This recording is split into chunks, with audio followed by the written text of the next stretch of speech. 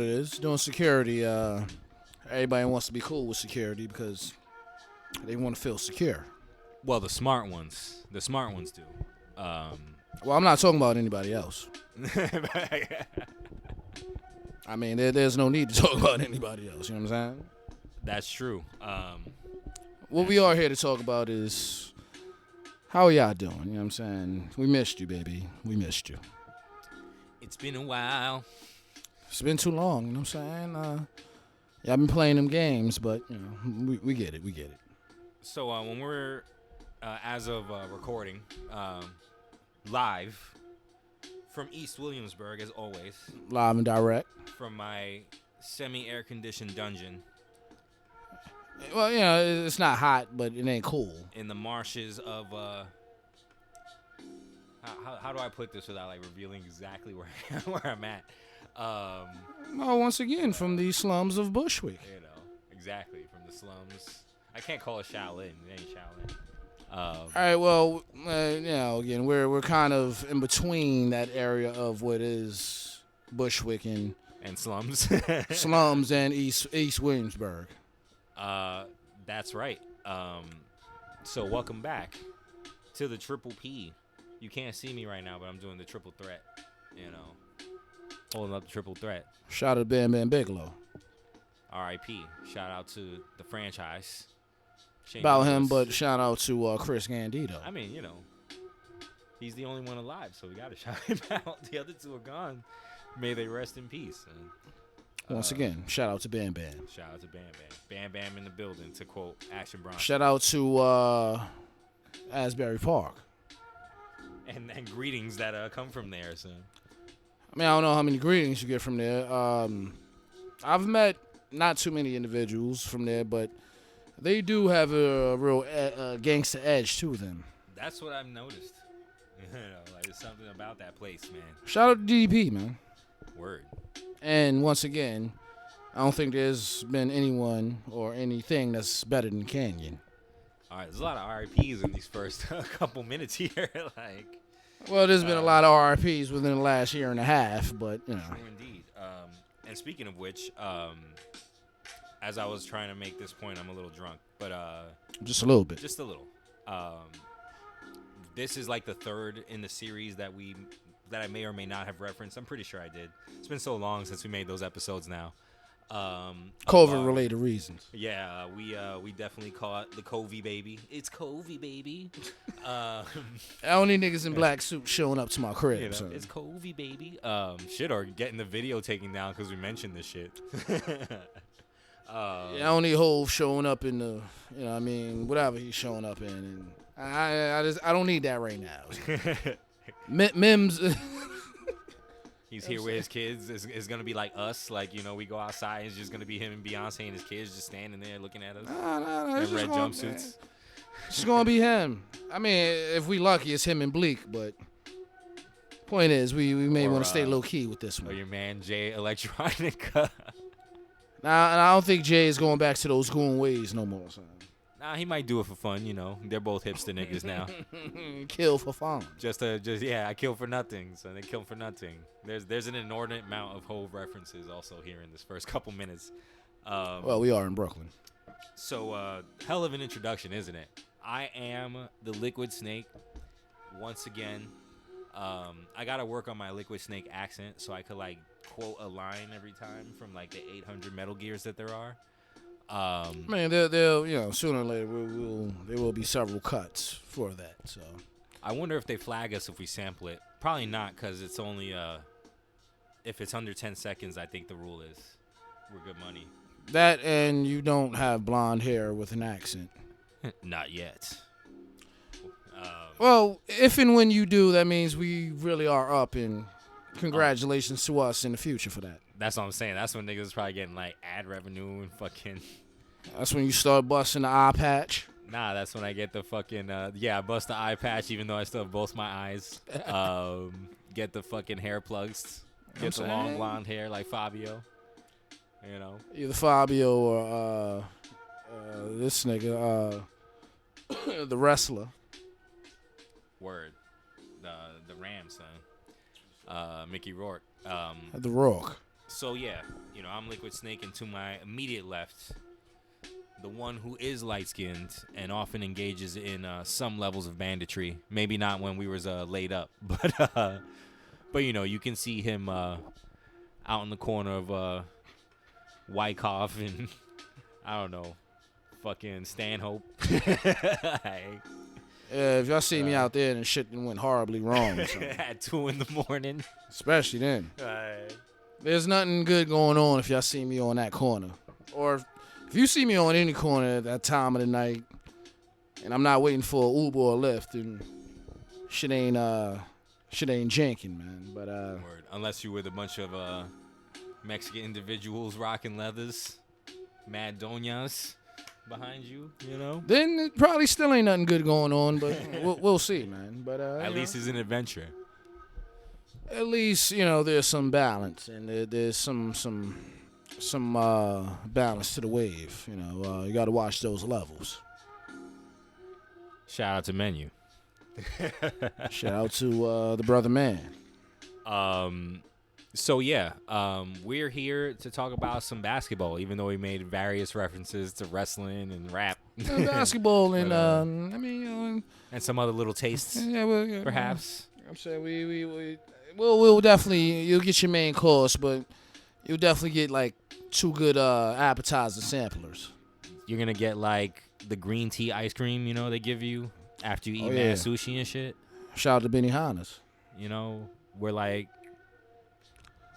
the slice of cheesecake. You know what I'm saying? Like, we gonna give you that good halal combo with a good punch bowl, 2 straws. Exactly. Make you walk to Junior's for this episode.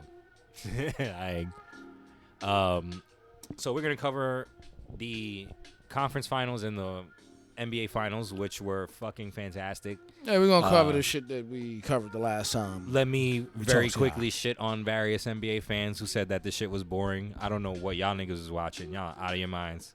Twitter is out of its mind. Like if I didn't need it to promote, I don't really need it to promote the show, but that's why I have it.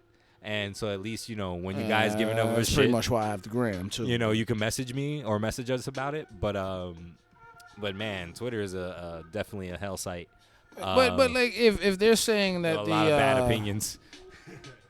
If these individuals are saying that, and I'm not following them because, I have better shit to do, but if they're saying that the bubble was better than these playoffs, then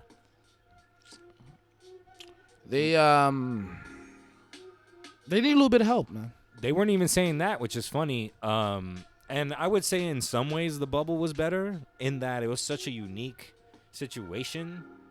But that's the only thing that makes it. That doesn't make it better. That makes it different. That's what I'm saying. It's like a once in a lifetime event. So that was a different flavor of finals. But these playoffs gave you a little bit of everything you wanted. And it sucked because it took kind of injuries to do that. Injuries aside, and I guess, you couldn't even put them aside because some of these teams would not have advanced if not for injury. Like, that is a given. Injury, that's going to happen regardless. All right, that's every year. You're right. That's every year. This is a totally different fucking cast. With Brother Braun and his take on it, he is right on certain points, but he's not like his PowerPoint presentation isn't as strong because he's trying to point at everything instead of pointing to what his real case is, which is like, all right, usage rate, this, that, and the third, so on and so forth. And more importantly, being stretched too thin. He's trying. We call him Hollywood Braun on here especially when Scrams is here. True, but look, it's a lot, like. But certain statistics show that the last 5 years, there's been pretty much the same injury rate, regardless of how much they've played, how much. Usage rate, load management. Son, Kawhi Leonard has been playing half seasons for 3 years, and he still's fucked up in the playoffs. Still falling apart constantly. He still was not present in the fucking Western Conference Finals, which we will get to. So, and it's funny because I guess he's the LeBron antithesis regardless, but he's the main argument against what LeBron wants to talk about, son. Yeah, but also LeBron is bringing this stuff up because he's lost. LeBron. And he lost. And he doesn't like to lose. I get all that. Like, you know what I'm saying? Like, I'm not mad at it. And people brought that shit up but because when it was to his advantage, he was not bitching, was he? Like, at the beginning / end of the bubble, the end of the bubble, beginning of like this new season, he had no problem with the little play-in tournament thing, son, because he felt like he wasn't going to be involved in that. Exactly. But then when he was involved, there was a problem. And he had to see them hungry teams that are at the bottom of the conference. And then you got fucking Bugs Bunny and Daffy laughing at you, son. Speaking of Bugs, I didn't want to bring this up, but I have to. Did you see Space Jam? I didn't see Space Jam. I kind of don't want to. I kind of want to out of some sadistic. No. Like, I hear that shit is so cheeks. Like, I just need to know. I'm waiting to get a good cheeks. I'm waiting to get a good batch of shrooms, then I'll watch that. I saw Porky Pig freestyle already. And that's why I bring this up. And that shit was awful. I did not know that your man Hovito, Jigga, Jay-Z, S. Carter, Sean Carter, Ghost wrote for your man Bugs Bunny. For the Robot Chicken episode or for Space Jam? For the Space Jam soundtrack, sir. Wow. Hove. I almost respect that. Like, you really had them cut you a check to ghostwrite for Bugs Bunny. Understand something. Like, he didn't sign on just for that. R. Kelly was on the Space Jam soundtrack, and that's one of the first tracks that Hove had done with him. So they was like, all right, boom, we got Jay-Z. He has a buzz. Let's see what's up. So, your man Hove ghost wrote for the best money of them all. Word up. I mean, stay tuned for the Bugs against the Roger fucking cast, man. That Bugs Roger beef. For a second, I thought. For a second, that should be a death battle. Bugs Bunny versus Roger Bunny. That should be a death battle. That should be a beef. That should be a who won the beef. Exactly. Who did it? That should be an epic rap battle. Bugs Bunny versus Roger. I'm saying, boy, stay tuned. Oh, I gotta send that to them. I should send that to them. No. Fuck them. We got to do it ourselves. Damn, son. I can't rap, so we gotta get scrams for that. Stay tuned. That might be a side project there. We'll put that on we'll boil the water for that one, perhaps. We'll also boil the water. I can't guarantee the light-skinned one will see it, but I really might just straight watch Space Jam 2 and I'm gonna see it at some point. Let you know how terrible it was. That shit is like not a bad date, but a bad date night movie. My partner was very opposed to watching. I was like, "You want to watch Space Jam?" She's like, "I thought you loved me."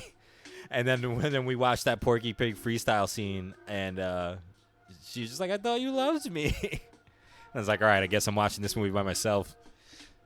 I'm saying, folks, we'll see. We touched upon a lot of relationships on this one, folks. Exactly. This shit affected my relationship. Bron affected my relationship, damn it. So I feel no remorse for him for losing. But again, son, the reality is earlier in the postseason. The first time I heard he was trying to redo Space Jam, 7 years ago or whatever that was? That was dumb long ago. Honestly, I think that was probably after the second Heat chip. Son. It was a while ago, but he had been talking about this shit for a minute. They've been talking about it, and then for me, it was just like, all right, bro, come on now. Clearly, Space Jam had an impact on Bron. Hey, so do another movie, bro. We're the same age, so, we had to see it around the same time. That was 96, right? So, and look, call it what you want, but the reality is the only reason that movie happened is because Jordan wasn't Jordan, and motherfuckers caught him at the right time. LeBron could easily put out like an ill, like, he could put like an ill, like, basketball anime version of like Afro Samurai, son. Yeah, but he wants that, like, dollar. Like, that's why they went with the WB what's the new shit with my son? What's that? Yasuki? The new shit that's on Netflix.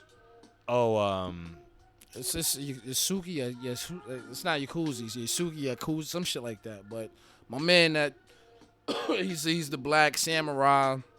That was kind of like the goon, and he became the man. Yeah, Yasuke. Yasuke. Yeah. That shit. Yeah. Just started recently watching that. It's a nice little wave. Yeah, I heard that shit was kind of whack. Is it? I don't know. I didn't watch it. I had heard about it being made, so I was into it. I was like, all right, cool, I'll watch it. And then it came out, and people were like, yeah, it's not that good. I'll probably still watch it. I checked the first 2 episodes. It was honestly, I ain't gonna hold you. The way it started was hard. I don't know. Niggas said I heard a couple niggas said King and Ashura was not that good, and I was like, you're out of your minds. And that's why I didn't watch it at first. Speaking of which, the Ragnarok shit is a wave. Son. Yeah, I watched the first 2. First 2 fights or first 2 episodes? The first 2. I watched the whole Thor fight. That fight was real. And then I saw when Adam came out to fight. Which, again, that threw me off, but the way they do this shit, son, I like it. The last fight is wavy, though, so I won't throw too much. Yeah, I like that they had the actual Dynasty Warriors. Yeah. Oh, yeah. That shit was crazy. They do that in the last fight, too, son. Like, I like that Lubu, like, had the red horse and all that, the red hair and all that. Yeah. They go in. It's good. It's fun. That's all you wanted. You wanted to be fun. But the reason I'm into that shit is because the announcer / hype man is a combination of your man Flavor Flav and Vince McMahon, son. Yeah. That nigga is real, son. Also, he's mad funny. No, he gets you into these fights. Like, what? This is not an anime channel, I promise you, folks. But watch that. Watch that. What is that? Reign of Ragnarok. It's called, right? Yeah, it's Reign of Ragnarok or something like that. Yeah. So I gotta finish that. But I mean, we'll touch upon various animes. Maybe we'll have anime episodes. We'll touch on whatever. We'll touch whatever y'all want us to touch. Let's just say that. Hey, that's that Susio shit. Shout out to Jesus and Mero. I mean, we ain't Susias, but I mean, we aim to please. And so now we will do that. Basketball, I swear. But stay tuned on that Space Jam shit. I really might watch. If I had to watch Mortal Kombat, I think I might as well just watch Space Jam at this point. All right, fuck. It's been mentioned too many times. There'll be like a short cast on that. Yeah, like we do with Mortal Kombat when I bugged out on Mortal Kombat. Yeah, that wasn't a Mortal Kombat cast. That was just that's just me wilding. But it was fun though. So basketball, right? Eastern Conference Finals is wave, but both series went to Game 7 as I had predicted. Yeah, which I was hoping for, just like I was hoping for the finals. I mean, it only went to Game 6 for the finals, but we got delicious basketball nonetheless. You had storylines. Lots of them, and that's why I liked this, because if it was just Bron and or Steph or whatever, because they showed I read some article that talked about, not having Bron or Steph or Kawhi or Paul George or various marquee players that they mentioned. Like the usual suspect. You saw your usual niggas. They saw the dip in ratings, like tremendous dip in ratings. But that also partially may be due to like a lot of people thinking that the NBA is too political with their BLM support or whatever. So I feel like that also was a factor. It was, but honestly speaking, the realest factor and the biggest factor was really just the timing. The finals are over within the first week of June. We had conference finals during the 4th. Yeah, but also which was weird. It was, but also the schedule was already skewed. Because they rushed it. So yeah. I didn't mind that so much, even though it's weird to have the finals go into free agency and also in an Olympic year, even though they shouldn't have the Olympics, and we'll talk about that later. But in an Olympic year, the Olympics in its entirety, but the professional sports, no. Like soccer, basketball. No, I mean that's what FIBA's for. That's what the World Cup is for. That's what I'm saying. Even though those organizations have their own problems. No, bring it back. Bring it back to like the true Olympics and just have it just be pure amateurism. Yeah, that's why. You know what I'm saying?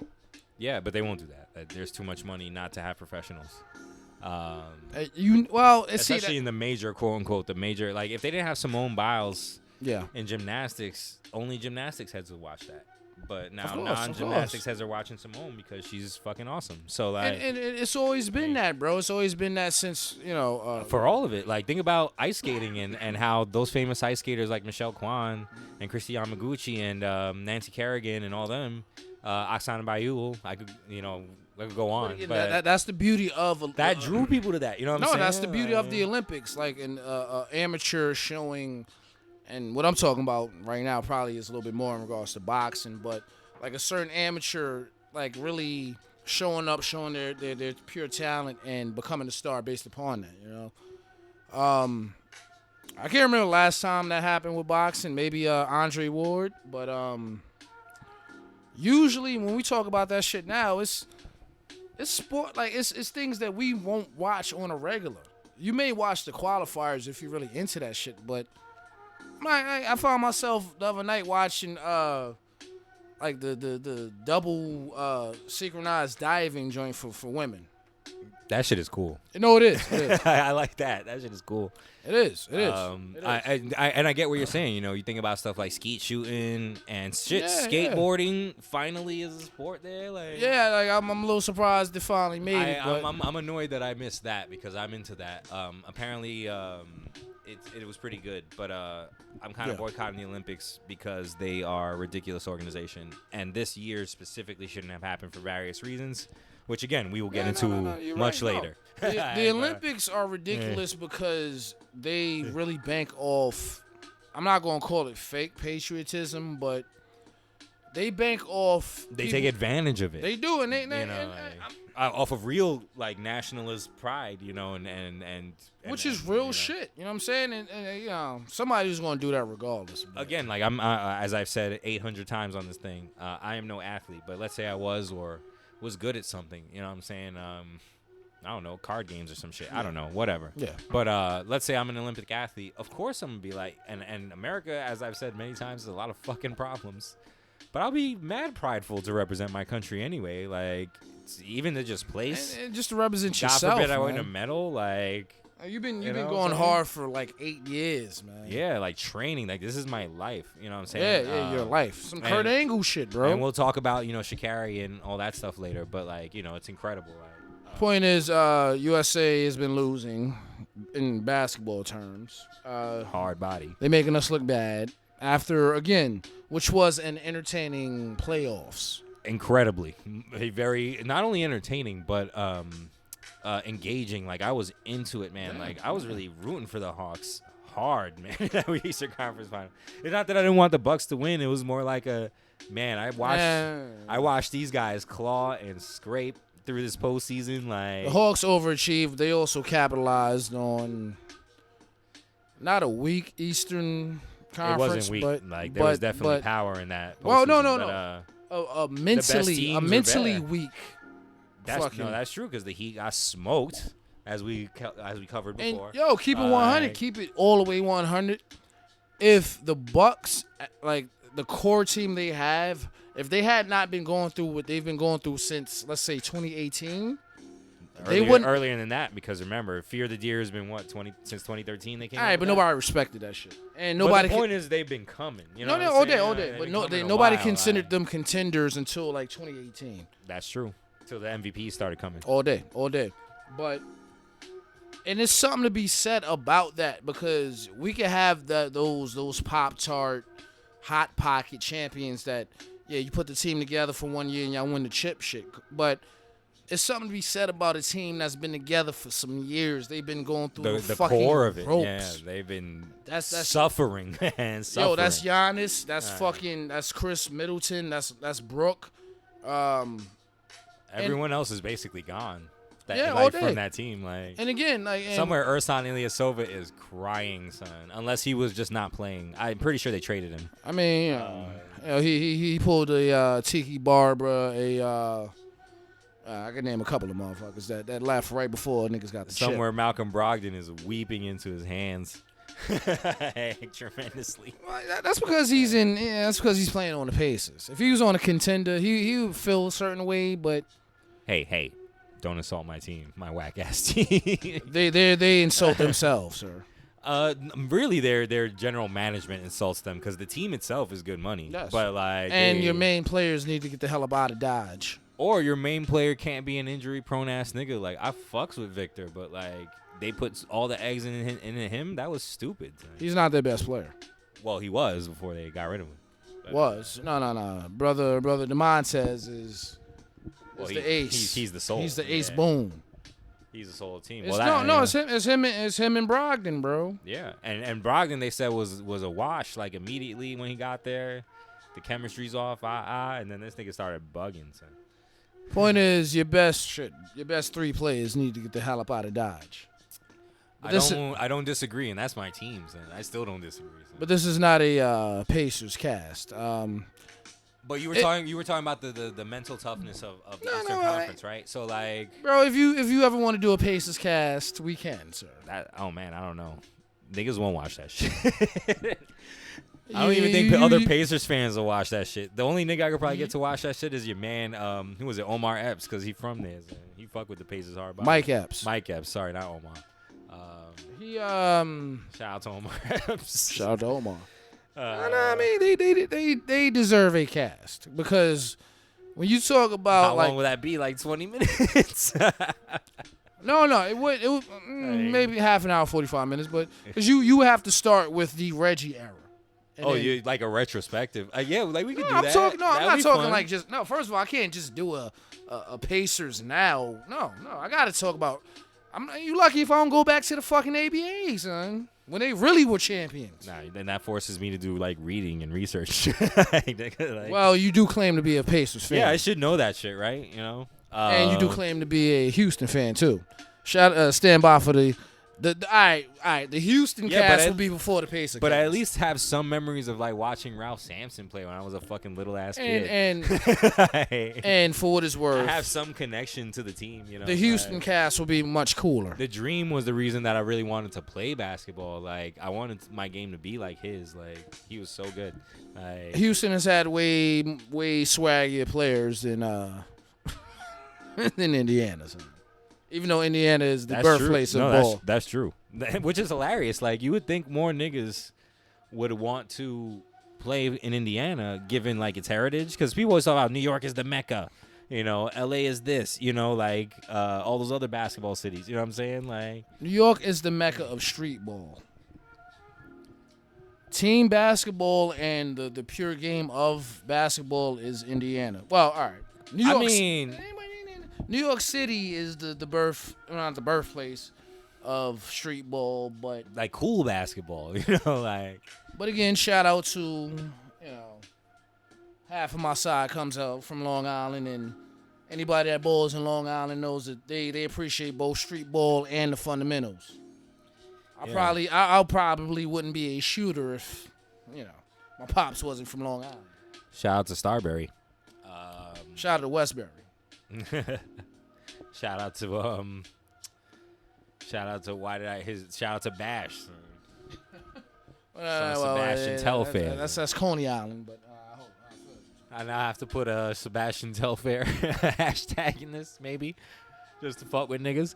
But yeah, like my main point is that it was wonderful seeing Atlanta and other teams really like get busy, like in a way that you don't get to see, because again, new hotness. As we said many times, postseason basketball is the real basketball, and seeing that squad, which doesn't average more than 25 years old, like get busy, like on veteran ass teams that had no idea what to do with Trae Young, is amazing. Like that's why I wanted to see them do it. Like even though they would not have beaten the Suns, that would have been an electric finals.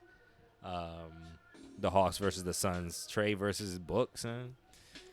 And that would have been arguably John Collins versus Cam Johnson. Like the matchups there are kind of crazy, but that would have been arguably one of the greatest collapses by a pure contending team, son.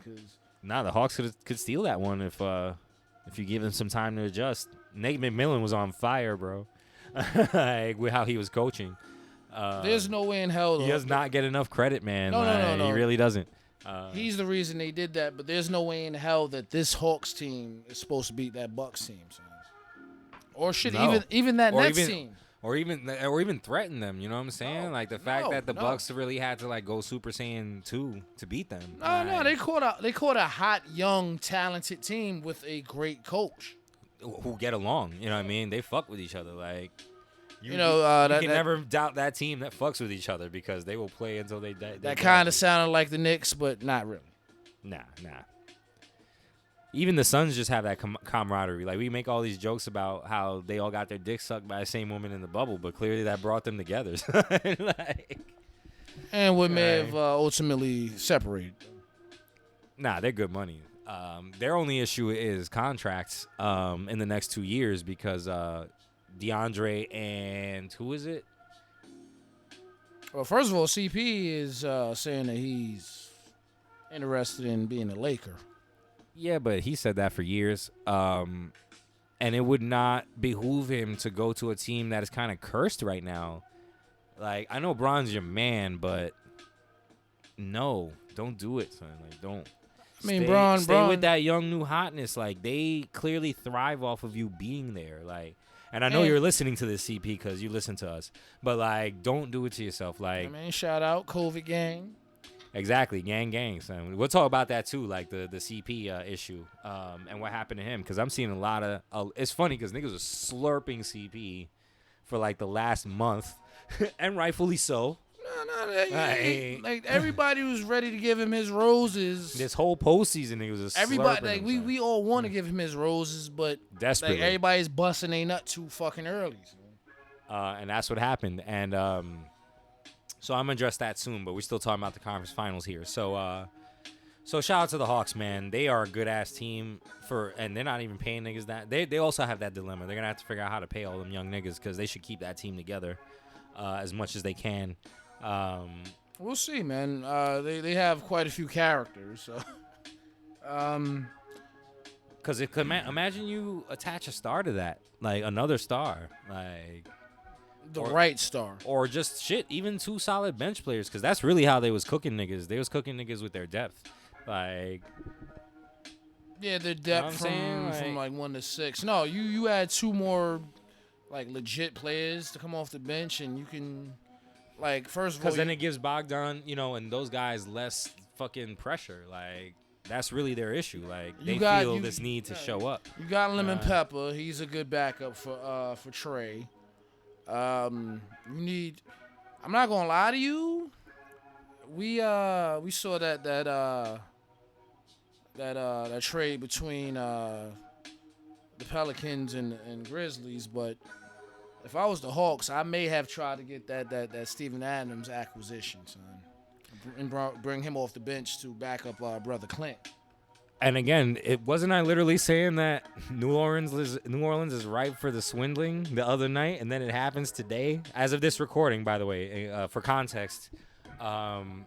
Memphis and New Orleans had a deal.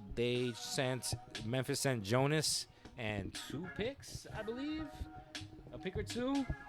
To New Orleans, which is funny because Jonas for so long has worked so hard to be a serviceable to good player, and now he's finally a good player. I wouldn't say he worked as hard as he should have. I agree, but he did work hard because he got a little lazy in Toronto, but then he steadily got better. You know what I'm saying? The trade, something about that's what I was about to say. He started putting in that work when he. Well, also he's the primary big man because 3J is still figuring his shit out. So 3J is always going to be a stretch 4 anyway. He's an alien, so you need someone who's going to get in there and do that center work, and he was doing that. And not only that, he developed his 3 finally, so they was hitting. Like, moral of the story is whoop that trick. Exactly. So Jonas was sent to New Orleans for Steven Adams and 4 picks. It's like 4 or 5 picks. We're doing some research live on air right now. No. Yeah, so Pelicans. Oh, and Eric Bledsoe. I forgot about Eric Bledsoe. Pelicans receive Giannis, or JV as we call him, a 2021 the 17th overall pick in 2021, and the second round pick, the 51st. Grizzlies get brother Steven Adams, Eric Bledsoe.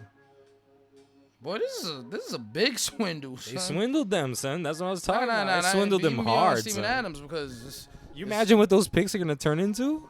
I mean, like, all right, John, whatever. All right, Grizzlies, they get Steven Adams, Eric Bledsoe, the number 10 overall pick this year, and the 40th pick of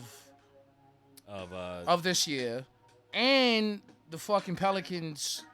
First pick next year, son. And I believe that pick is unprotected. It doesn't say, but That's what I'm saying. It would have said unprotected. It would have said protected 2022 pick if it was. I assume anyway. Nerds, let me know. But that was a real snow job right there, man. Like, I mean, shout out to the snowman. The Grizzlies is gonna be it's gonna be nice. That's a nice. Both of those players are nice pickups for them. Eric Bledsoe is a reliable guard. Even though I've definitely slandered him on this show in the past. No. But it's a beautiful situation. He comes off the bench. Steven Adams is. I mean, I don't know. I don't know if I would have made that trade if I was the Grizzlies, but Steven Adams is much. He kind of fits. They need him more than what JV provides for them. Even though they needed much more of a defensive center as opposed to the offensive center and more importantly, they're trying to get back to that whip that trick shit, but being much more but offensive still and can versatile. Score. You know, it's not going to be like it was. Honestly, a younger version because that original version was old. But also, it's not going to be like it was where they put all the weight on Mike Conley to create. Like Ja is doing that now, but his co-stars will get better. Like they already have, especially when 3J is healthier because he was dealing with injury. Yeah, making it a full because it was originally all on Zebo. Then it was all on Mark. Then it was all on Mike. So now I see they're trying to make it more. Well, you forgot it was also originally on the legend Rudy Gay. Before that, but I mean I don't put him in that whoop that trick era because they got rid of him like before. Yeah, just before it really popped off. They shouldn't have. Before Tony Allen won the DP of the year, but shout out to Rudy Gay, man. Shit, shout out to fucking Tony Allen, NBA champion.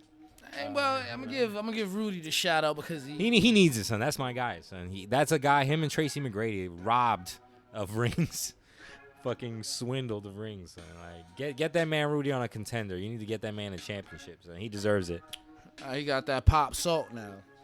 If I hope not. I honestly hope not, man. Shout out to Pop Salt. Pop Salt, bro. We could talk about that a little bit because I watched that Two Faces of Pop video from Rusty Buckets. Shout out to you, Rusty. You some good ass work, bro. I wish I could be like you. Like your editing is good. Your Kobe video is that shit. I'm saying we getting there, man. But I watched that Two Faces of Pop video, man, and that shit was enlightening. Like I learned some shit. Shout out to my son, Super Hot Fire. I'm probably I'll put the link for that video in the description if I remember.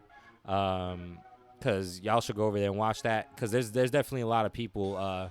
This is where I invoke Tunde, who I will tell to watch this episode. Cause he's my resident Spurs fan in my life, and I'm always clowning him. Cause he was riding high in them late '90s and early 2000s, bro. This nigga was gloating like a motherfucker constantly. I'm quite sure he was riding high this year, boy. I'm like, yo, your team ain't that good, bro. Like, I would always clown him, even when his team was the best team in the world. But they're not the best, but they're not the worst. But they've been the best team in the world at certain points. These last 2 seasons, they could have made the playoffs.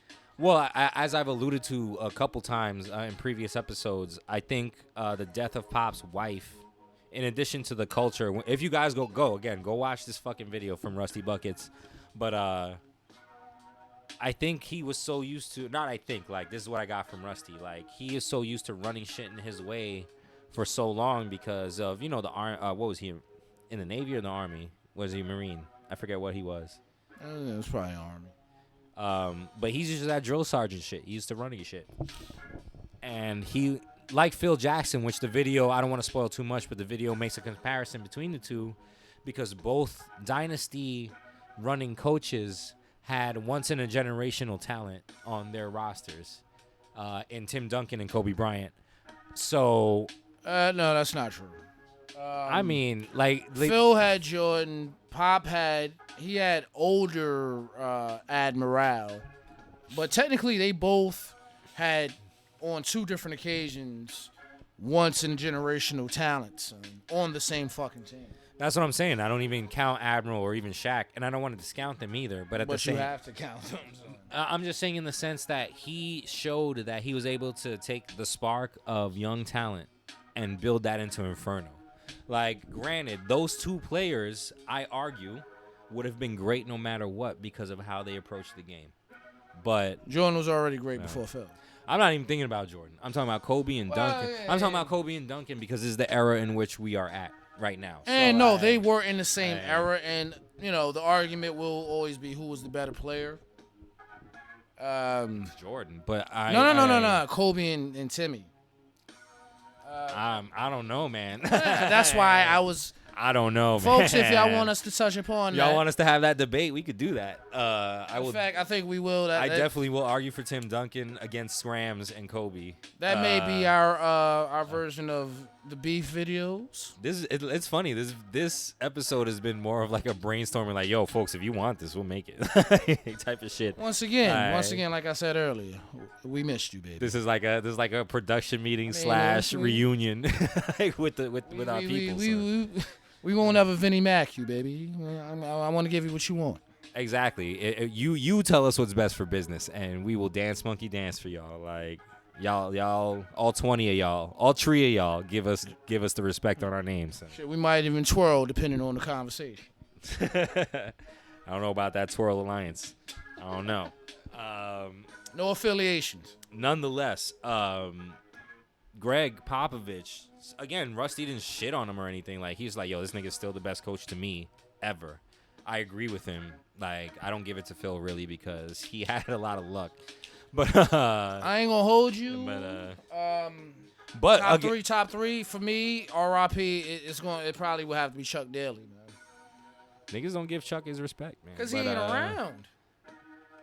It's like Jerry Sloan, No niggas don't give Jerry his respect either. But like, all right, but if you talking about cracking the whip, bro, Pop is Hove compared to him, son. Yeah, Jerry Sloan was a madman, but he was he's from another generation, so is Pop. Like, I don't want to make that the excuse for that, because in a lot of ways, Phil Jackson as the Zen master was able to accomplish the things that Greg Popovich wouldn't be able to handle Shaq and Kobe. Like, I'm sorry. Like, that is not true. That's not true. I don't know. Like, I'm not so sure. Because, Pop is cool, bro. But Pop is also inflexible, and that's a problem. You know what I'm saying? Especially with them diva-ass niggas at the time. So, like, I don't think it would have gone as well as it did with Phil. His perception is inflexible, but Phil bends. He doesn't break. You know what I'm saying? Phil has no choice. But it's a smart nigga, isn't it? Like, you understand that coaches are expendable. They will fire you if you fuck this up. All day. Zen master or not. All day. I don't think Pop has that level of patience personally. Not in that situation. He does for great basketball players. And much like any great until he fucked Kawhi. Kawhi fucked himself. That's not true. Yeah, he did. Son. How? He fucked himself by honestly trying to be something that he wasn't, bro. In all reality, like, he knew from day one he wasn't a Spur. But because you win a chip, because you get finals MVP, yeah. All right, shit seems cool, but he was a new age player, and this is where not Popovich himself, but the culture that he had structured comes into that.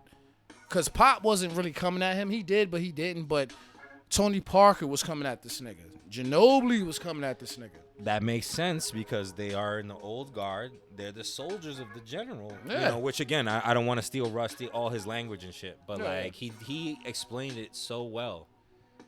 These dudes, the big three of back then, they wanted to please this nigga. They wanted to win. Yeah, of course. They would do whatever it takes. They sacrificed. You know what I'm saying? They went through so much. And succeeded because of it. And now, like you said, this is new basketball. It was becoming that. That line of thinking is not the same. And it isn't that modern players don't want to win, because they do.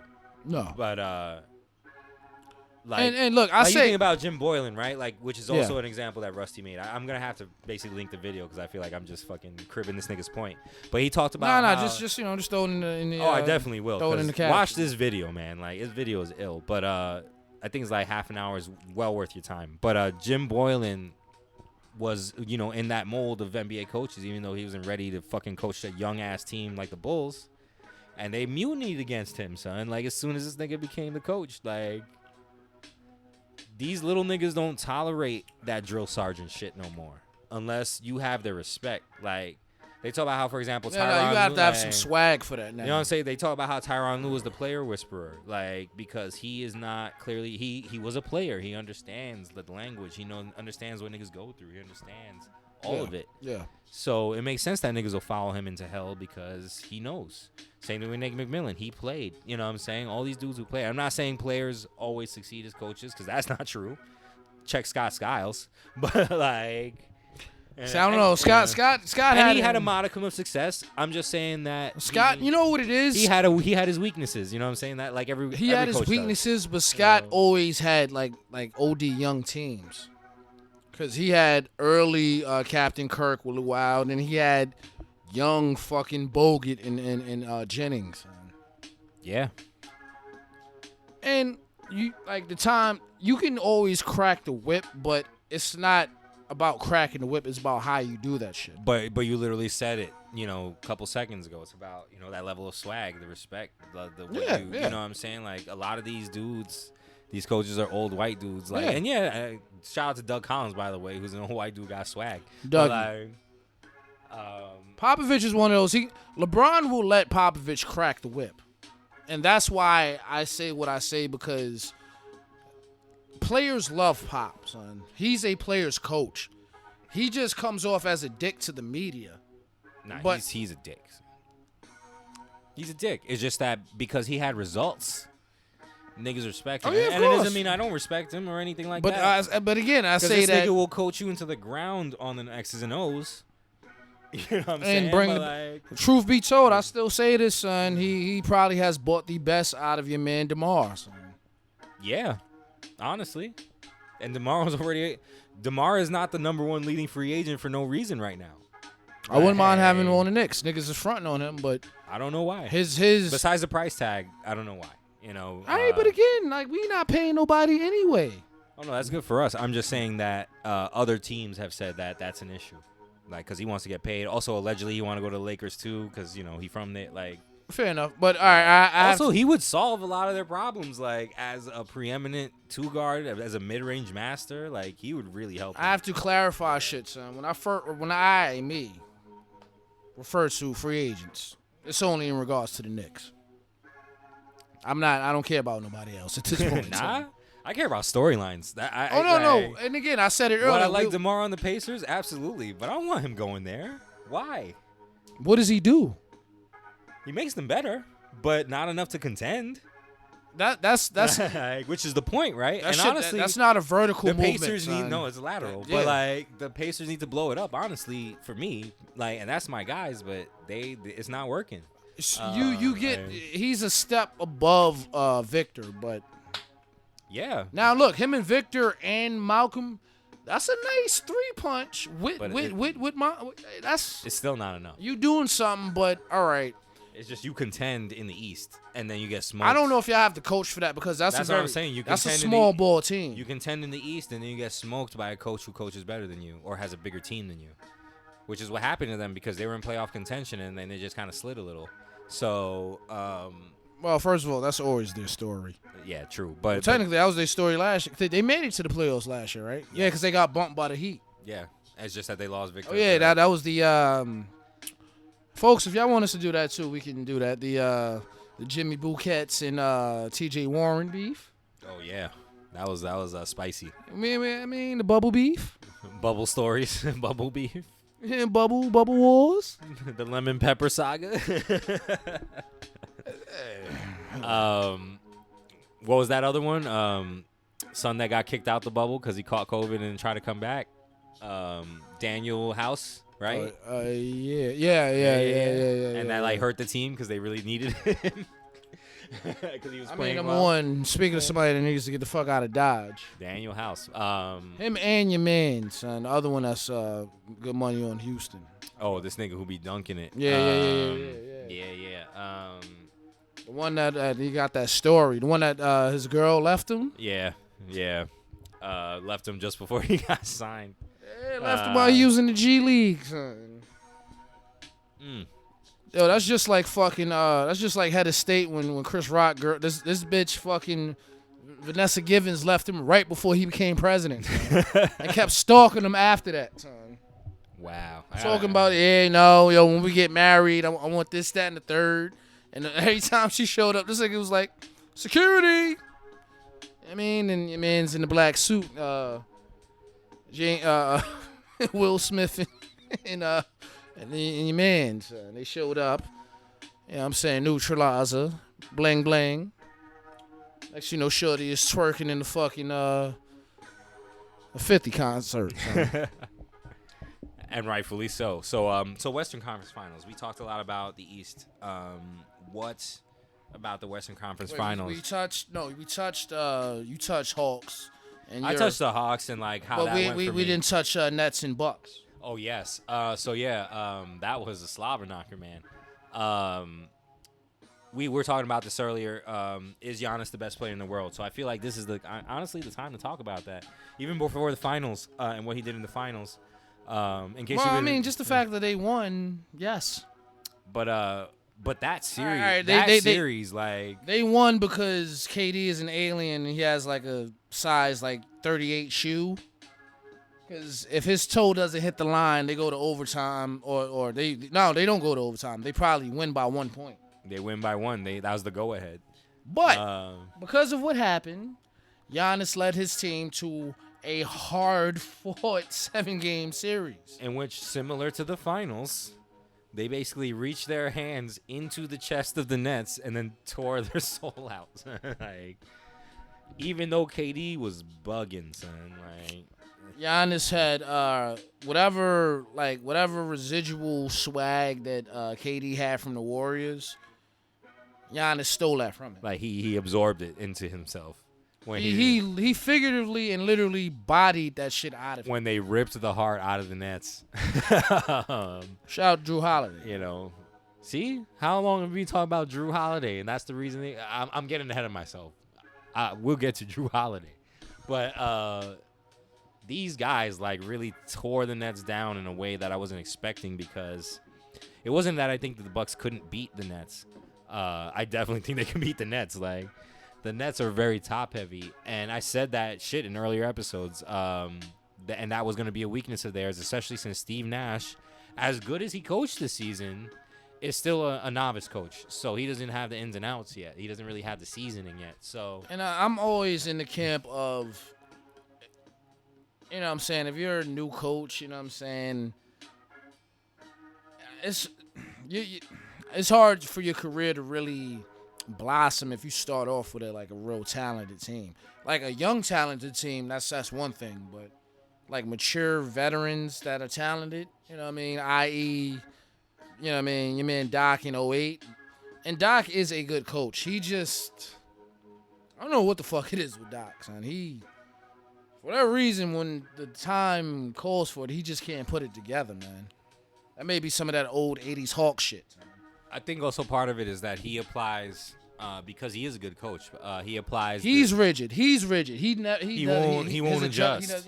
He doesn't adjust. And even though I think part of it also is he thought that these young boys, basically what the Hawks did for Nate McMillan, he thought his team was going to do for him, because they are a team of aliens as well. At least the best two players are. And they're the more talented team. And they had all the momentum. They were balling so well. Like, again, I never believed in Philly, because your man Ben Simmons has made some iffy decisions. You can't believe in Philly. It's hard, you know, and I don't want to put it all on Ben, because it's not all his fault. You still may be able to believe in the process, but I don't even believe in that, because they showed the process doesn't work with Ben, unfortunately. The process also doesn't take into account that you need bench players to fucking win a fucking title. Like, they were so focused on their starting lineup that they didn't make a fully fledged team. And that isn't to say that this team here is not deep, because it is. And they almost fucked up Markelle Fultz's career. Yeah, it's fucked. They almost psychologically destroyed that. Which is fucked up, because he's the point guard they need. The irony, right? They got rid of Jimmy, who was the shooting guard they needed. They got rid of Markelle Fultz, Shout out to the point Bouquet guard they needed. They got rid of JJ, who was another shooting guard they needed. JJ left. He left, and rightfully he chose to leave, you know. But they did get rid of Covington and fucking Josh Richardson. I was about to say Jason Richardson. Two players they desperately needed. I don't get this team, man. And so what that says to me is that it's the office, like, because Doc showed that he was able to still make the most out of a team that I don't want to say his two stars don't like each other, but their games, as hundreds of people besides me have said, don't mesh well. They conflict because they don't have that.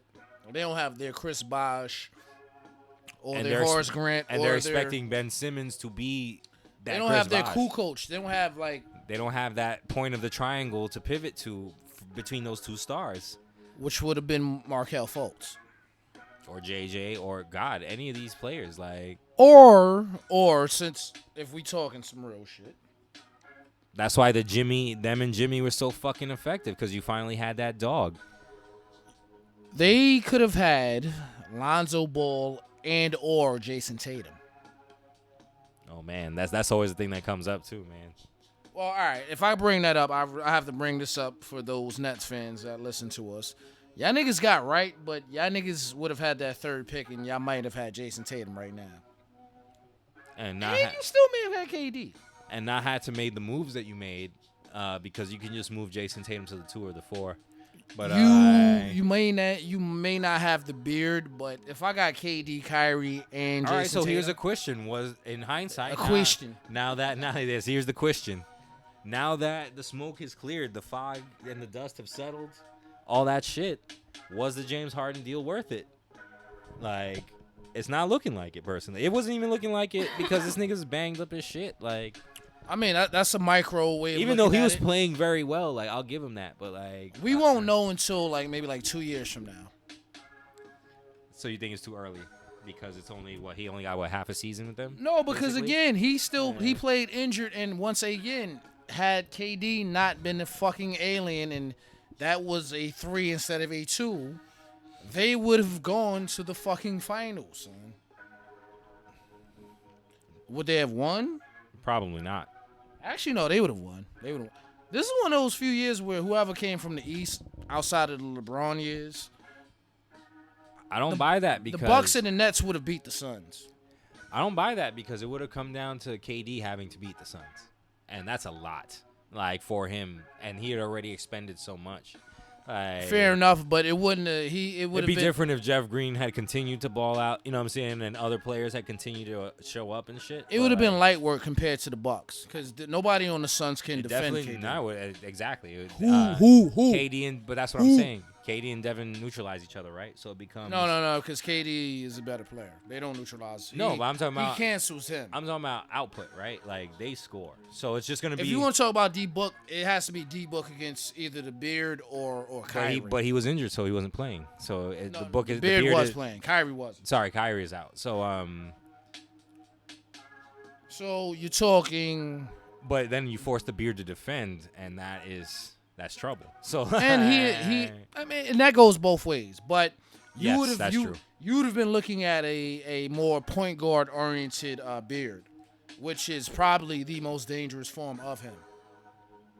So what CP would have been doing? No, they would have just switched because they would have had, like you said, either D-Book guard him or Cam Johnson guard him on the switch because that's the only way you can stop him from driving.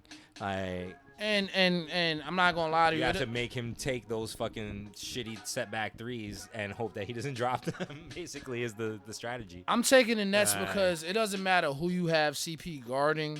It's always gonna be a matchup problem. That's true. Whether they're healthy or not. Even him against Joe Harris. But CP it doesn't even come down to CP because CP at that point he didn't see that much time in the finals. Not to mention. See, now we're getting to all types of science and. Yeah, I just want to talk about the Western Conference first before we go into theory basketball. We're getting to that. There would have been a lot of switch action, and the way the Nets were playing, you would have had a lot of CP trying to guard Blake Griffin, and you don't want that, or CP guarding your man Hefe. That's why I'm taking the Nets. Like I said, whoever came out the East, outside of the Hawks. But I'm not really hinging on the CP matchup so much, even though he was focal, right? But I am because he's CP. I get that. I'm going by what ended up happening in not only the Western Conference Finals but in the finals.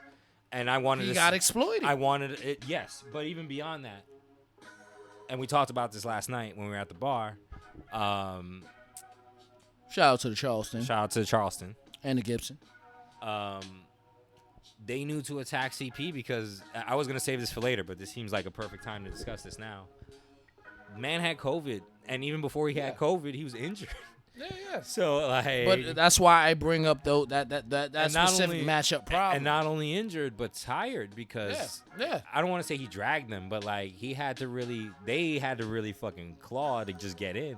And realistically, they really throughout the season. And I don't want to say claw because then they went 13-2 up until they saw the Bucks. So like CP got them right during the season, and then they started figuring shit out without him during the playoffs, and they were playing way better. So that's the point I wanted to make. Cam Payne was playing so fucking well. Both Cams were playing so fucking well. Older Cam Johnson, he came in towards the later part of that. Yeah, because he was also hurt or COVIDed, one of the two. I don't know what it was. He was missing a lot of open threes though, bro. But no. But he's becoming a real 3 midway through the Western Conference Finals and then the finals. He became like the illest 3-and-D nigga outside of PJ. Him and Bobby Portis had a similar arc. Like they started off slow, weren't playing well, and then they just took off. Honestly, with Bobby, that was just because of playing time. Well, also because he was charged by the crowd. So it was like he was, but like Budenholzer was not playing him a lot in the fucking the net series. I know because he was giving more minutes. Which is stupid because when they went down 0-2, they gave the bulk of the minutes to Pat Connaughton, which I get. And Pat played well. Like he was a big reason they won, But Bobby was the main reason they came back from 0-2 to tie it up. And then Game 5 up until Game 7, he saw no real time. No, because until the final, he went back to his role, just hitting spot up threes and defending. But that's stupid because which helped because DeAndre, even though he still played well, was struggling. It was a struggle 20 and 10. It wasn't the easy 20 plus, 15 plus rebounds. Well, no. Da was out there by himself, but that's just because Starwood got injured and. And Frank Kaminsky is not gonna. He's Frank Kaminsky. You know what? But I'm not going to front on Frank because he still played well. It's just again he wasn't. No. I'm gonna put that on Monte and Chris Paul because Frank is a stretch 5. That's how you get Frank. He's not as good as this fucking guy from the Knicks, son. Play for Arizona. Yeah. Mad teams, the Suns, the fucking Cavs.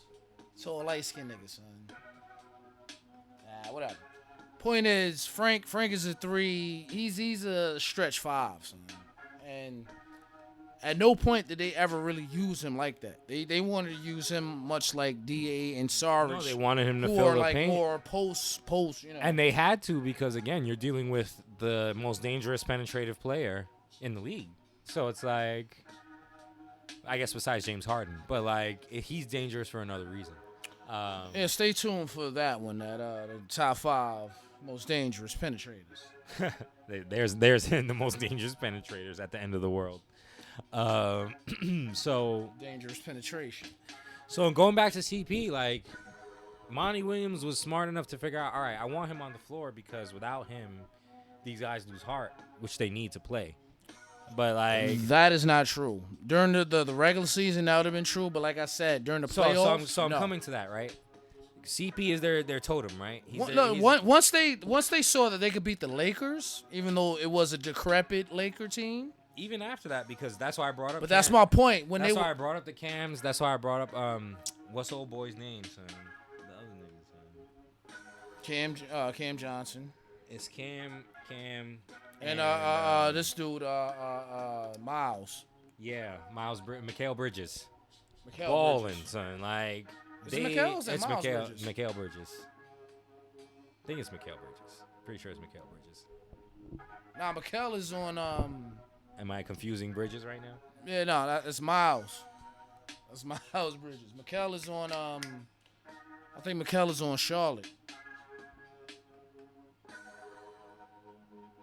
Sorry, I'm about to do some live research.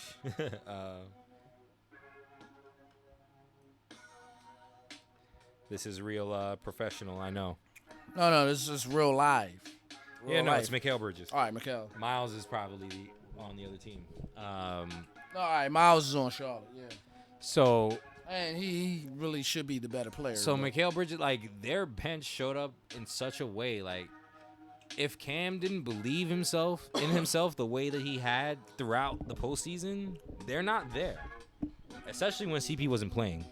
But they also figured out, like, yo, this dude is so fast that most guards left can't guard him. That's really why Cam Johnson's hitting these threes, because they couldn't stay in front of Mikal and fucking Campaign. So you know what? To your point, yeah, that's when they found themselves, because it's like, all right, we don't have to rely on CP out there, who is a liability now, because they're running him over on defense, and he's turning the ball over now because this nigga's fogged with COVID, and that's two niggas who had the shit and they're still recovering from the shit. Let me tell you, like, niggas is like, CP is trash. Like, they were saying all types of wild shit. Again, after they were slurping CP throughout the whole month of June, they immediately, basketball Twitter is funny, sports Twitter is funny. They turn on this nigga immediately and not account for the fact that this nigga had an illness that you can't really think straight in. That was certain venues. For me, honestly, and it took a little while. Like, it didn't really hit to the finals, but I remember Max Kellerman talking about that shit on First Take. I remember them talking about that on Undisputed. Skip might have brought that up, but after a certain point, like, because you said it, like, because the shit was weird. He caught the shit, came back, dropped 30, what was that, 39? Yeah. And then, whatever, but then the next couple games is just frazzled, like, getting cooked. But that's the thing, though. Nobody's really talking about the COVID fog, because nobody's talking about it, because why would you if you're not a high-profile individual? And more importantly, besides COVID, adjustments, like we mentioned earlier. Both teams adjusted to these guys. It's just that the Suns managed to eke it out against the Clippers, but they realized, all right, your primary play is to have Chris Paul come off the screen, go to his right, and hit the elbow jumper, because that's his shot. But he threw away a lot of possessions going for that. Like ugly, terrible elbow jumpers, like, or just heaving it because the defense reacted. Honestly, they knew he was gonna do, or they played the 2-3 zone, and they fucking beat the shit out this nigga. Like, this is what you do. They were, and for Jay Crowder should be coming off the bench. I don't know. That's a man who played well. Speaking of bench players, man, even though he started, but like he balled, like, too, like. And not to mention, this man was going on runs by himself at certain periods. No, this man has played in the last 2 finals. Yeah. Which sucks because he doesn't have a chip. But the Suns, they've for this whole season, they've been heavy pick and roll action. Clearly that fog did fuck up CP. The broken nose fucked D Book up, even though he came on towards like the end of the conference finals and then the finals. It was up and down for him because, again, not only just because of defensive adjustment, because obviously this nigga's just going to go at you. They forced him, too, into kind of like costly mid-range jumpers that, yes, were falling on the way to the finals, but weren't falling in the finals.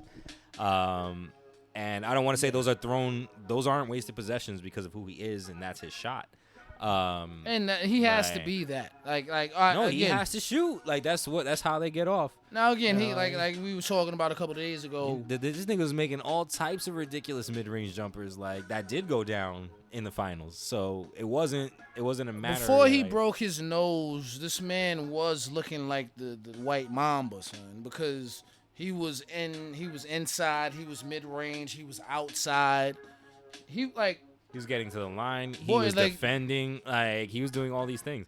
He was twerking the fucking Laker guards, man, in a way that, like, they didn't even think they was gonna get twerked. I mean, he's Alex Caruso. Like, I mean, first of all, I don't want to shit on Alex Caruso, but like, you are, because Caruso is a damn. He's a good defender, but great defender. But against a top 4 scorer in the league, who can basically just rise up over you. Once again, and this may have been, actually, that was game 1.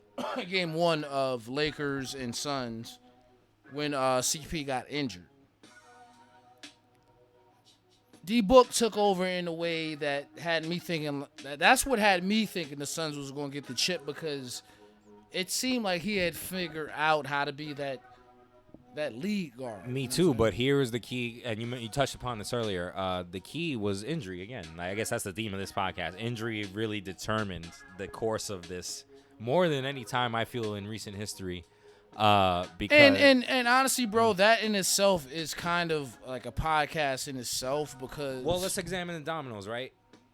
Fucking Saric goes down, who was a major piece for them in terms of backup center, and taking pressure off of DeAndre. I mean, if you're talking dominoes, it started, like I said, with that game I'm talking about when CP caught the shoulder action. He caught the shoulder. That was round 1. Then D-Book got his nose broken. Conference finals? Yeah, because he wore the mask for the final. Like he was struggling with the mask throughout, and he got rid of the mask in the final. And they got rid of the mask in the final. That's when he started playing better. But yeah, I don't want to say nobody on the Nuggets had the heart to do that. Man, Aaron Gordon may have thrown an elbow or two, but I guess shout out to the Nuggets. Yeah, they were just missing their main threat. I mean, that's really all they could. What are you gonna do when you're missing a dude who could score 20 to 40 a night? You know, that's fine, but actually, that's another fucking cast. Son. And also, the 2-man game between him and Jokic is really why they kill you, because the misfortune of the Nuggets, bro. Since shit, we can even talk like since the fucking Carmelo trades, and like even though they had shining moments, like truth be told, and this may be a karma. Was that 18 years ago? No, that was 09. 09. So no, honestly, and so for 10 me, years ago. for me, that bad karma started with Dikembe, son. When he was laying on that fucking floor holding that ball, that fucked the Nuggets karma up for years to come. What, he should have been humble? He should not have celebrated that was a great upset. I'm not saying what he should have done or not, but I'm just saying that's when that karma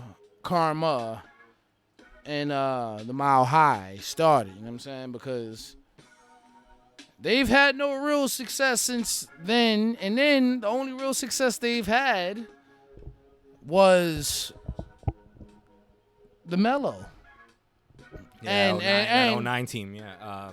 And if we being real, the Lakers had a much more veteran squad, but that Nuggets squad with Chauncey had so much swag, son. And creativity. Like, they just had a lot of ways to just fuck you up. First of all, that shit was a that made your man AI look very bad, son. Because the second your man Chauncey got to Denver, son, his hometown, that's when JR started acting right. That's when Melo cut the braids. Now, here's where, and we ain't gonna go back to this. This is why I bring up the Olympics when it comes to especially USA basketball, son. Whoever, to a certain point, I don't know about now because they fucking up, but whoever would be on that US team will come back 2 levels swaggier, son. Your man Clay, Melo, even Kobe, son. Chris Bosh, all these niggas, son. The Redeem team started that shit. That 2012 team. So about it, like, I think, yeah, because Steph was on that 2012 team. Of course, Melo. Melo is the all-time leading scorer. In a league that nobody cares about. No accolade. That's an accolade no one gives a shit about. But that's except for the mellow niggas, the mellow hive. You know. I knew shit was real after that 08 Olympics when it was Nuggets against fucking Jazz, baby. Young Paul Millsap. Man, Melo dropped 41 and yammed it on Paul Millsap, son. That's when I started really paying attention to Melo because not on some hating shit, but I heard mad dudes talking about Melo, but Melo was Ace Boone when it came to the bitches. That still is.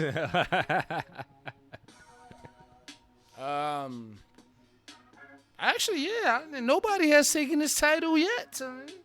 Because this nigga's still putting numbers up, bro. Like he finally. I mean, he's Melo. Finally convinced Lala to go away for good, son. Like. Shout out to Lala. You know how many holes you probably have to be dealing with? I need 2 shout outs for Lala. For your baby moms to just finally be like, I just can't no more. Can't fuck with you no more. Shout out to Lala. Definitely. So yeah, and kind of closing out this Western Conference shit, like you can shit on CP all you want. Like and again, things happen. Like shit like that happens. COVID was always a factor. Like this is always going to be a thing. But right. For it to specifically hit him, true indeed, on his best run ever. Was it? In the postseason, definitely. Was it? Yeah. Look at what he overcame to still be effective. Throwing possessions away, turnovers, all that aside. Like, man's for a guy who's basically playing with one arm and had COVID was still balling. Son. The problem with that is still balling. All right, look, in regards to the story of CP, you're right. This was the best postseason, but I'm going to have to throw out the Rockets run. No. Boy. Or the Spurs when he beat the Spurs by himself. But you will not disrespect my mic with that, son. The Rockets. You will never do that. Like I said, son, if there's a jersey to burn that CP Houston jersey. That CP Houston jersey? No, bro. With CP, it's always 08 New Orleans Hornets and 2015 Clippers. That you knew, boy. You said it a couple nights ago that last shot layup against the Spurs. I never seen the heartbreak on these niggas' faces, yo. Like, oh my god, boy. There was only like 3 times I got up out of my chair for a sporting event. Like Manu Ginobili looked like you stabbed him when he made that shot. So because honestly, that shit was, and fans, if and when y'all get a chance, we're talking about Clippers Spurs 2015. That's when shit was kind of fucked up. I think the Spurs were the 8th seed on some dumb shit. Yeah, whatever. But CP hits a very crisp, and one layup off the backboard. Shit. I gotta rewatch it. I know Tim Duncan was the help defender. I forgot who was the original defender. It might have even been Tony Parker. It would have to be unless they switched, but I don't remember. I remember where I was. Boy, if it was Kawhi, then Kawhi. I remember where I was because I was at work, watching it at work, and getting ready to leave because I already ended my shift. But I was at my grandma's crib. But HVAC fellas, shout out to HVAC niggas. Shout out to whack ass Planet Hollywood. Word. I'm not gonna mention the place in which I work because they're sensitive about being on media. I don't give a fuck. I'm not trying to hear some letter from them because then I'm gonna go over there and curse them out, and then they're gonna cook and call the cops on me. So and niggas don't care about Planet Hollywood anyway. Definitely. So but yeah, we would niggas had the TV in the basement at work, and we would watch playoff games all the time. So you was watching that shit in the basement. Yeah, it was great. I didn't have to freestyle or nothing. Just had to watch CP twerk the Spurs that night. That's what happened that night. Because, even at that point, niggas were saying CP was washed because of the team he was on. Again, this goes back to me talking about how New Orleans doesn't give a shit about its basketball team because they wasn't getting that man no help. All right, but look at the 2 prior years, all right? 2013. All right, no, actually 2013. Oh, shit, was that 2012? Yeah, it was 2012 when the first round, them and Clippers in fucking Memphis. Yeah, it was. That was 2012. Your man, Mike Conley, son. He was hot from 3, son. I think He had hit like 6 threes. At a time when, Hitting 6 threes wasn't regular.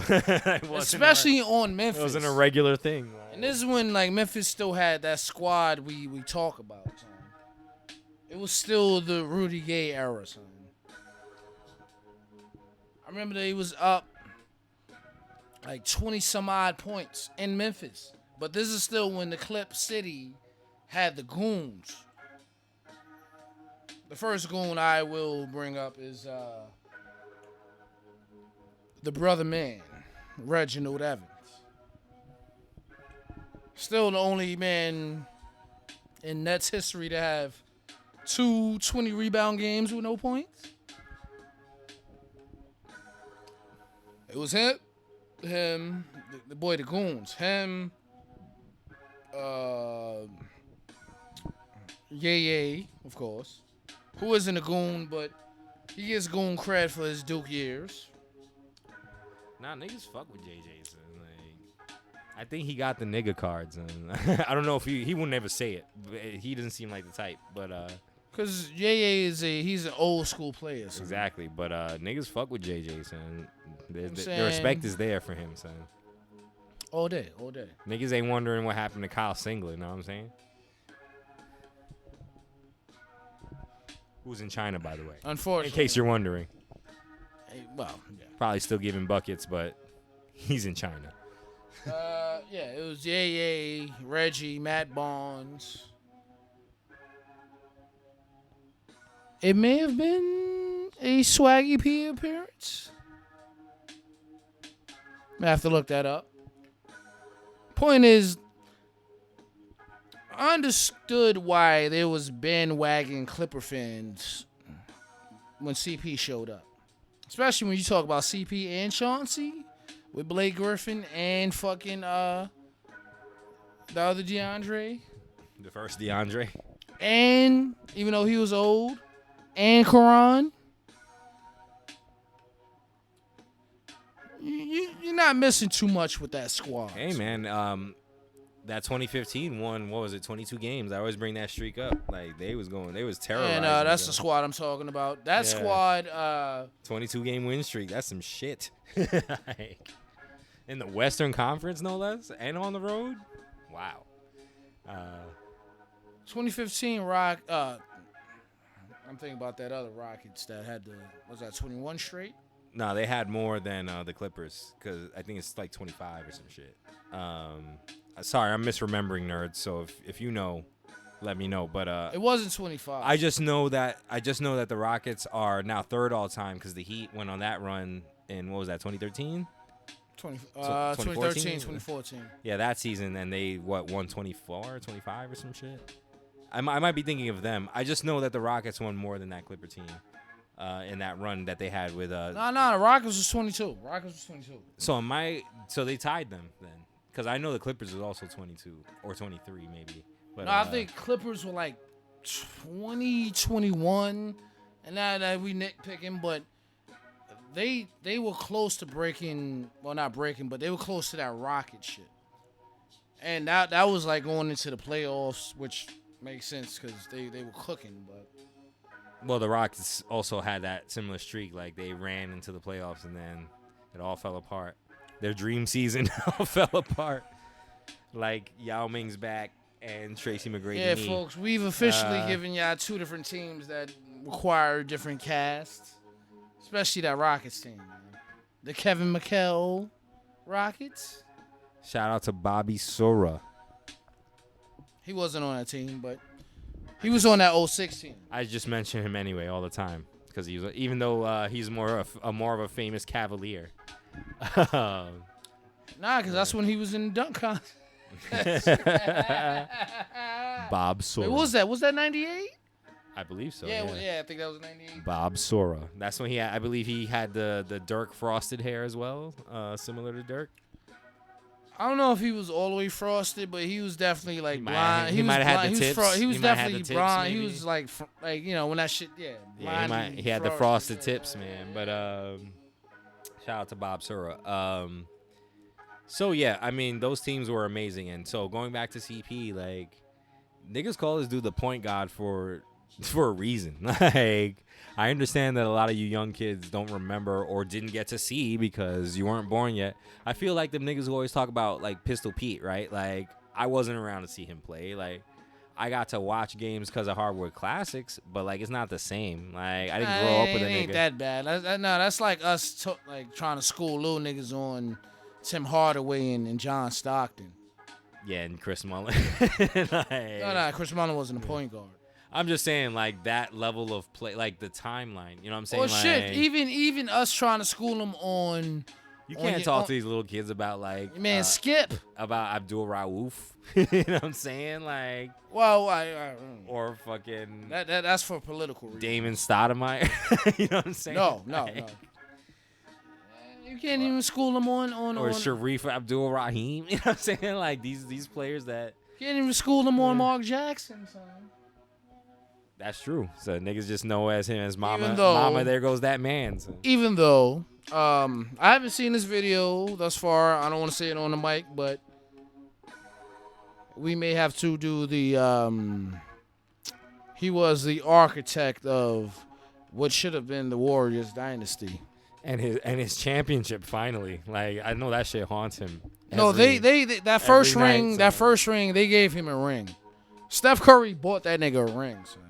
I didn't know that. That was nice of him. I'm not saying that. I'm just assuming it, but he better have some. He should have. I mean, all three of them. They owe him. So. They owe him a lot. Once again, the second they won that chip, all three of these niggas, Steph, Clay, and Draymond, went to hug this man at his announcer commentary booth because they knew he was the one that started that shit. Shit, even Steve Kerr talked about Mark Jackson, son. That's because Steve Kerr is that nigga, though. Like, shout out to Steve Kerr, man. But he's that nigga because he's been through ill shit and he's played with the realest niggas alive, son. And he's a real nigga, son. This nigga fought Michael Jordan, son.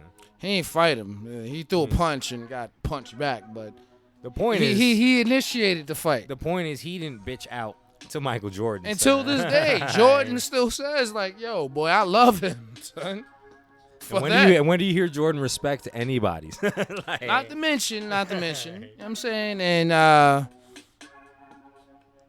it's been so long, I don't know if I mentioned this in the Last Dance saga that we did. That was so long ago. And go watch that episode if you haven't.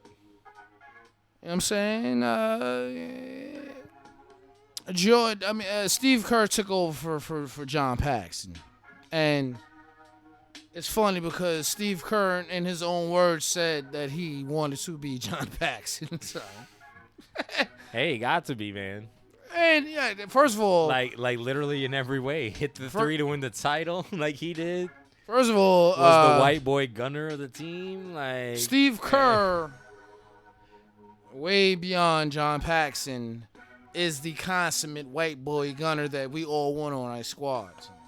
That's true because as they outlined in The Last Dance, and even before that, like Jordan is like, yo, I'm gonna pass you this ball. Are you gonna hit this shot? And he's like, I'll be ready, son. And that's the most gangster sports shit I've ever heard, son. I'll be ready. That's the funny story. It wasn't a maybe. It wasn't none of that. I'll be ready is what he said, son. Right? And I'm saying, and he was ready. And not only was he ready, he hit the contested three to fucking win that title, son. Contested three and the somewhat wide open mid range. Steve Kerr said all that because if you remember, he was sucking before that, and he said it in his own words. Mike Jordan, because he's Mike Jordan, knew all the cameras was around. That's why he was trying to whisper to Steve, like, "Yo, boy, I need you to hit this. You're gonna be open." And even before he said that, that's when Steve Kerr was like, yo, no, yeah, I got you. Nah. And then, all right, then he hit that foul line J and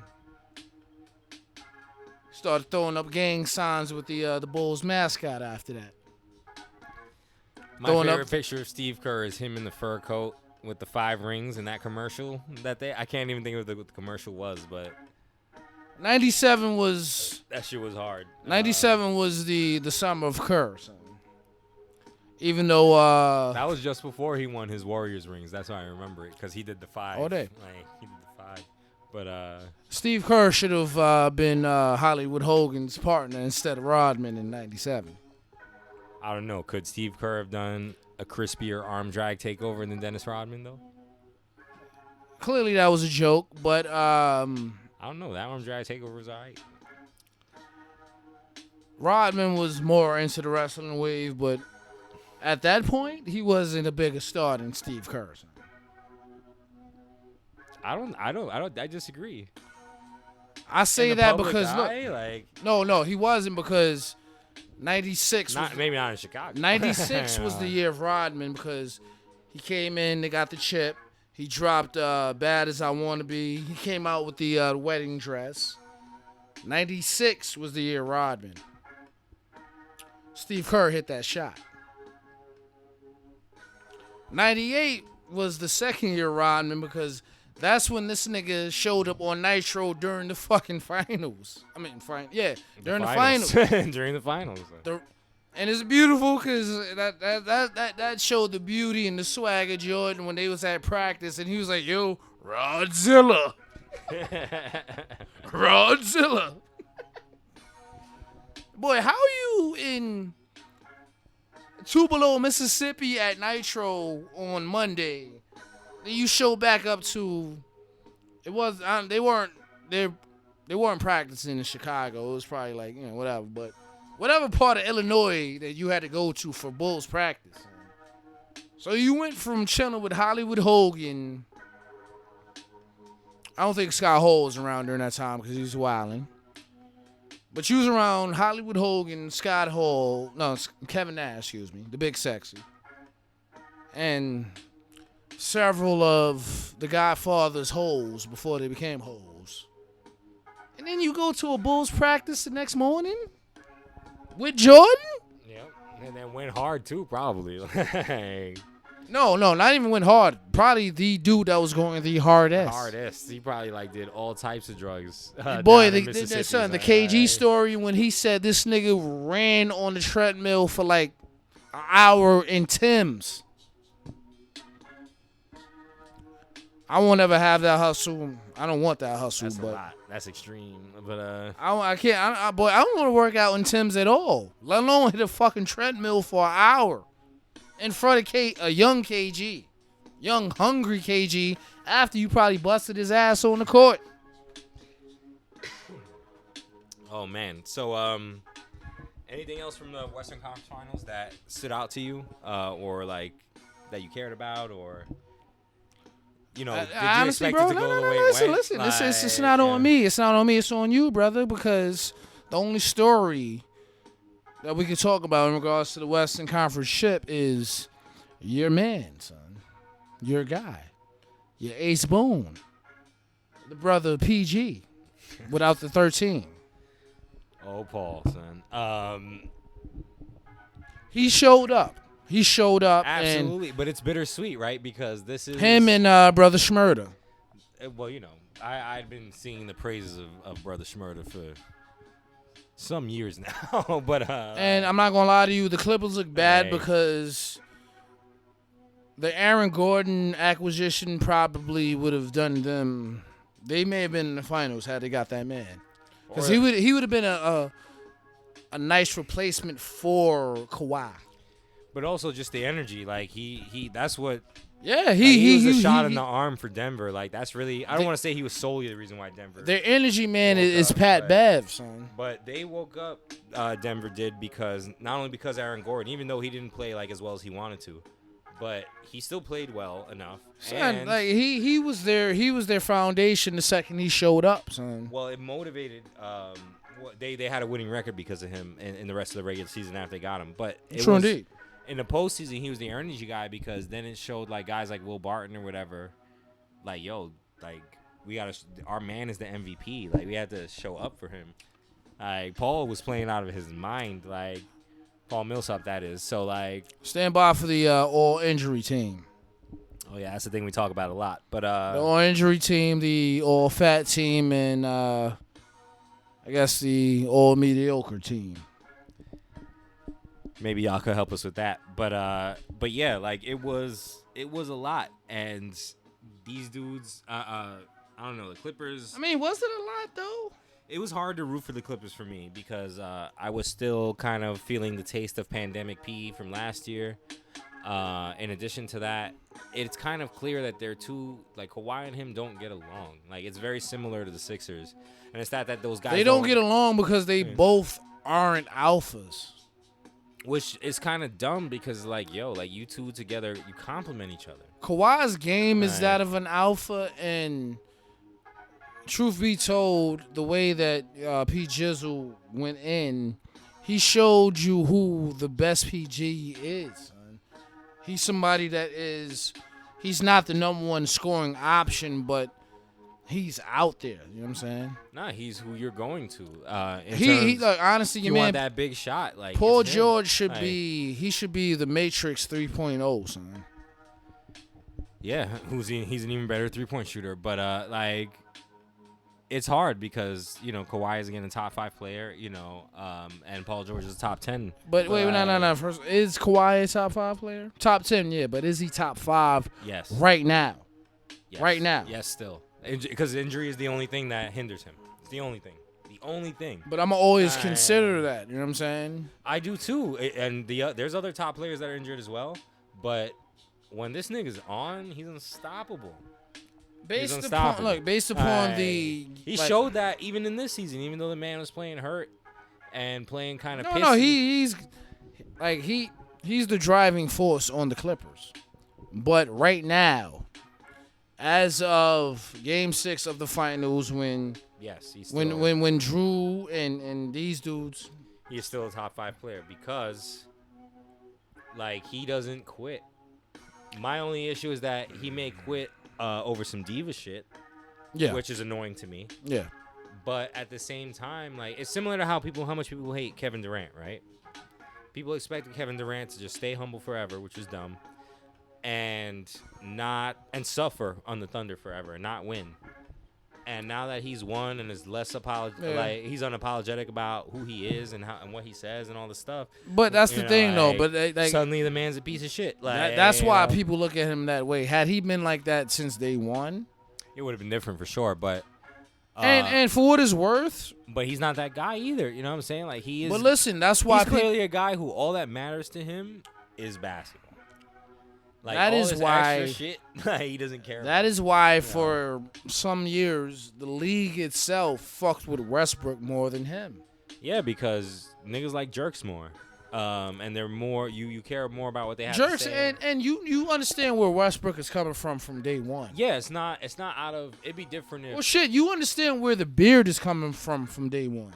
Well, he tried to be as humble as possible. And then he still is. And he became the man, and that changed him a little. But like, honestly speaking, out of that fucking that OKC big three, James Harden is the most humble one out of them all. Son.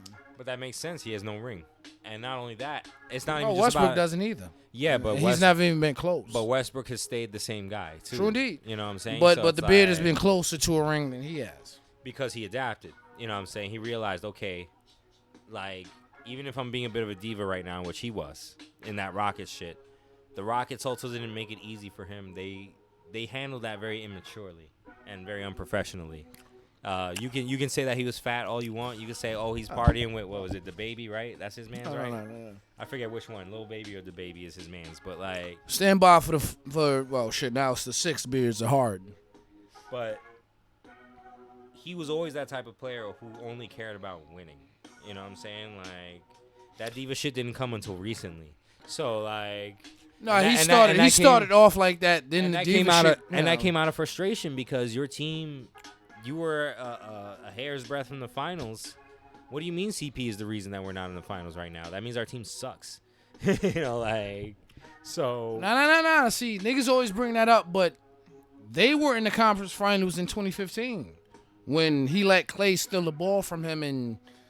Game, what was that, 5?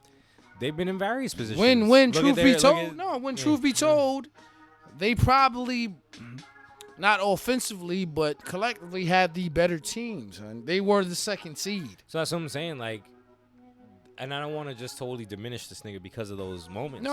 But But those are moments that the biggest times you didn't show up, bro. No, those two moments are real, but everybody will always bring up that I don't know what it was, 2016 when they lost to the Spurs, and your man was at the strip club right after that, after not even putting up 10 points. They got smoked in that series, but in a series where they should have beaten the Spurs. Because they were the new hotness at the time, he's the best player in the fucking series.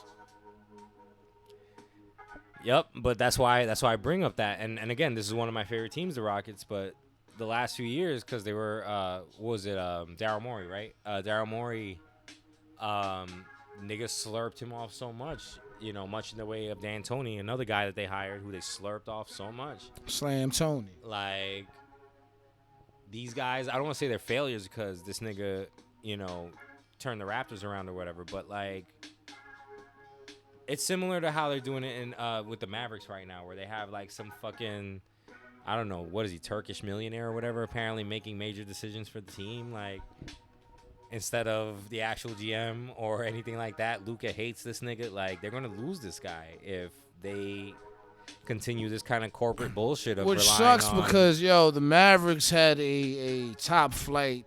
Like, why is Worldwide West in the league? Like, why is he hired? Like, what I'm saying? That doesn't make sense to me. Like, well, he's been around the league for so many years. I get it, so many much years. in the way that Adrian Wojnarowski is like this nigga or whatever. Like, Woj is he's actual media. Worldwide West is. First of all, no. Worldwide West is DeJuan Wagner's uncle, number one. I didn't know that. That's wild. Man, boy, you gotta watch some more 30 for 30s, brother. Clearly. That's how he ended up going to Memphis with Calipari. But I mean, Hove has various Worldwide West lyrics because he's been around in regards to high school and college basketball. You know what I'm saying? Yeah, all I'm saying is that insiders, as important as they may be, that's why I brought up Woj. Yeah. Like, they shouldn't have the influence they have. And I understand that they always will, and it is what it is. Much in the way of Dave Meltzer having the influence he has in the wrestling world. But at the same time, like, not everything these niggas say is gospel. You know what I'm saying? Like, whole franchises should not rise and fall on their word. It should not. Like, I would never. Much like Stephen A. Like, Stephen A. was in that position. Other guys like that. You know what I'm saying? He is, like, but like Woj, that shit is crazy to me. Him and Woj, like, they don't have that type of power, bro. They do and they don't. We talk about perception. We talk about perception all the time, right? Like, if they did, bro, then we would have two superstars on the Knicks because of fucking Stephen A. If that were true. But that's where your cult, like the cult of personality, drops off, because in that particular instance, you're dealing with an owner who ain't listening to nobody, really. So he wasn't. Now he has no choice but to listen to everybody. Yeah, but at the same time, like, if you really are listening to everybody, sell the team. Sell the fucking team. Shut up. Go away. That's what you need to do. If you want to still be on the board, no. You still want to be connected in some way. There's ways around that. You're not gonna sell a team, but you create a different managerial team. But he's doing that now. In a different culture, which again I appreciate and I think is needed and I think is succeeding. He has no choice but to do that now. So. But at the same time, like, I think his involvement is he's an anchor on the team. Like, he is. And he was, and again, but if you look at the full spectrum, as like, niggas aren't gonna want to do business with that dude because he's a notorious piece of shit. You see what I'm saying? Like, the Knicks can't rise up from where they are as long as you have this nigga representing you. You're looking at it on the Knicks squad. When it comes to the Rangers, he's beloved. So, yeah, but that goes back to the New Orleans example, right? Of course he's beloved on the Rangers. He's a white guy who historically does not fuck with black people. And is like, you know what I'm saying? We could have an episode about James Dolan. I don't necessarily want to do that. No. But this nigga is a piece of shit, is the point. And again, so of course the white folks love him because he gives more of a shit about his white hockey team. It's not racism, it's classism. He doesn't fuck with broke black people. If that were the case, then he would have helped his team be far better than what it is. I get it. He fuck with Carmelo. He fuck with this guy. He fuck with that guy. That's not enough for me. I don't care who you fuck with. No. Dolan from Run your no. team. Dolan from 99 until we got Melo. Yeah, we could say all that about him, son. It's still like that because you're still showing that you are unwilling to adapt and make your business, which is what this is. First of all, no, that's not into a true, bro, profit. because their team doesn't say that. Their team hasn't said that for the last 5 years. Then Now, why, again, then why is this man still in charge of the team? Why is he still he's there? not in charge of the team, brother. He still owns it. No, bro. Get your facts right, bro. He is not in charge of the team. He owns it. He owns it, but he's not running shit. I get that because he's incompetent. But at And the same you know time, what? And if he decides to Vince McMahon it, they're going to listen to him. Guess who got him out of that? Your man, Uncle Phil. When he hired him, he realized he fucked up, and that's when he let control go.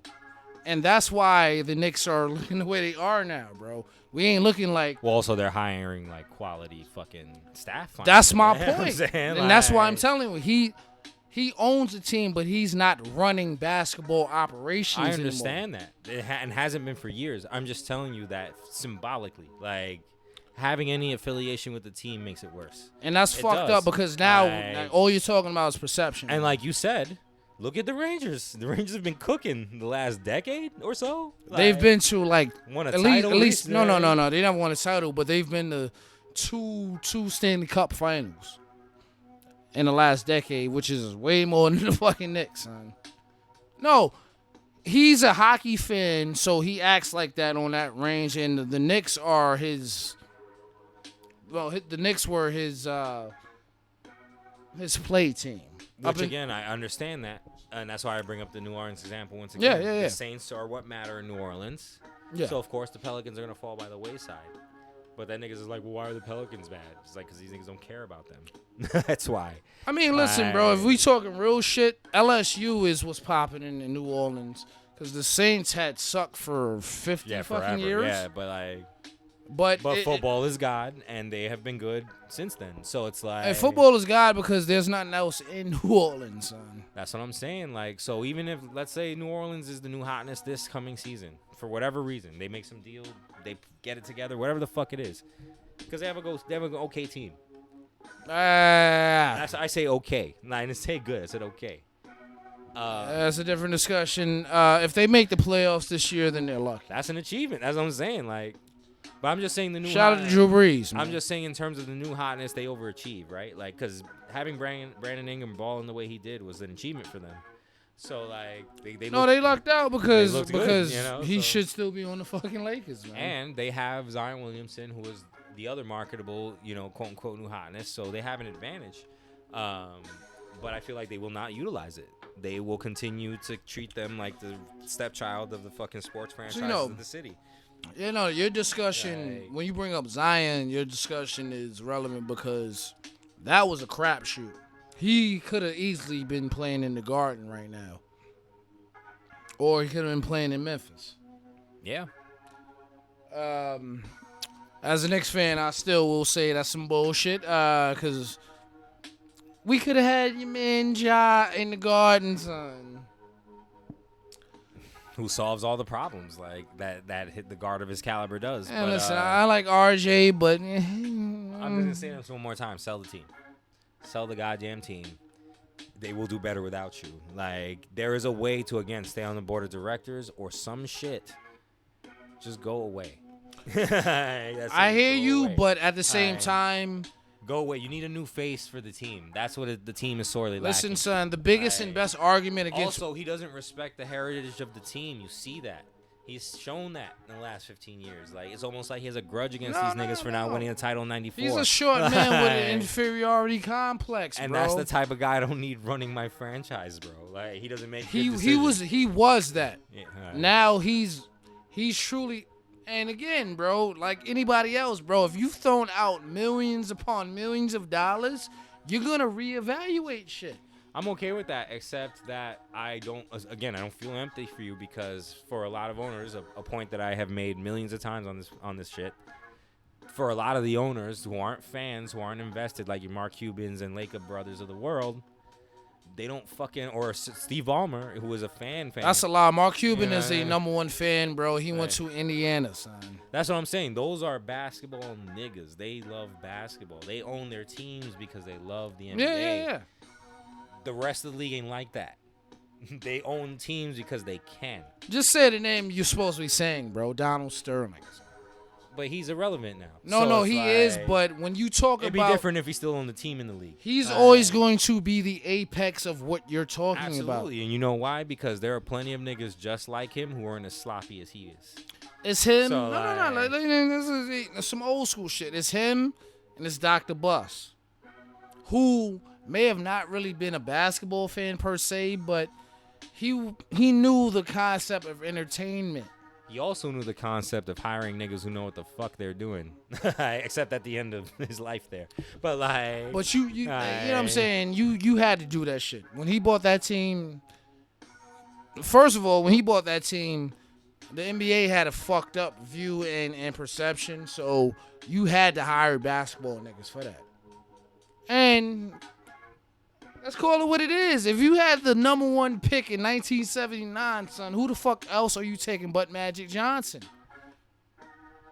You may have taken Larry Bird, but, you know, the Celtics was swindling niggas way before swindling was swindling. And they had figured shit out, but... And I guess ultimately, you know, shit was a little bit easier back then, but at the same time... I guess business was still conducted way better at that time, and niggas understood shit. Again, yes and no, because I'm sure shitty owners existed back then too, with fucking skewed priorities about what it meant to run a basketball team. Once again, the ABA yeah, itself. exactly, notoriously crooked. So it's like only 4 teams from the ABA went to the NBA. I'm not on some shit where like, yo, if this nigga leaves, the Knicks win the championship in the next 5 years or whatever. But like, he's a cloud over the team. Like, I mean, first of all, if the Knicks win the chip in the next 5 years, you will get several casts about that, folks. Well, that's also what some delusional Knicks fans will have you believe, who are more fervent in getting rid of this man than I am, even. I don't want to say it. Well, no, I do say it. This cast ain't for them. I am not a delusional Knicks fan. I'm aware. I'm just saying that there are people out there who are just I know that. No, that's why it's just him and it's over. That's why I had to give that disclaimer, son.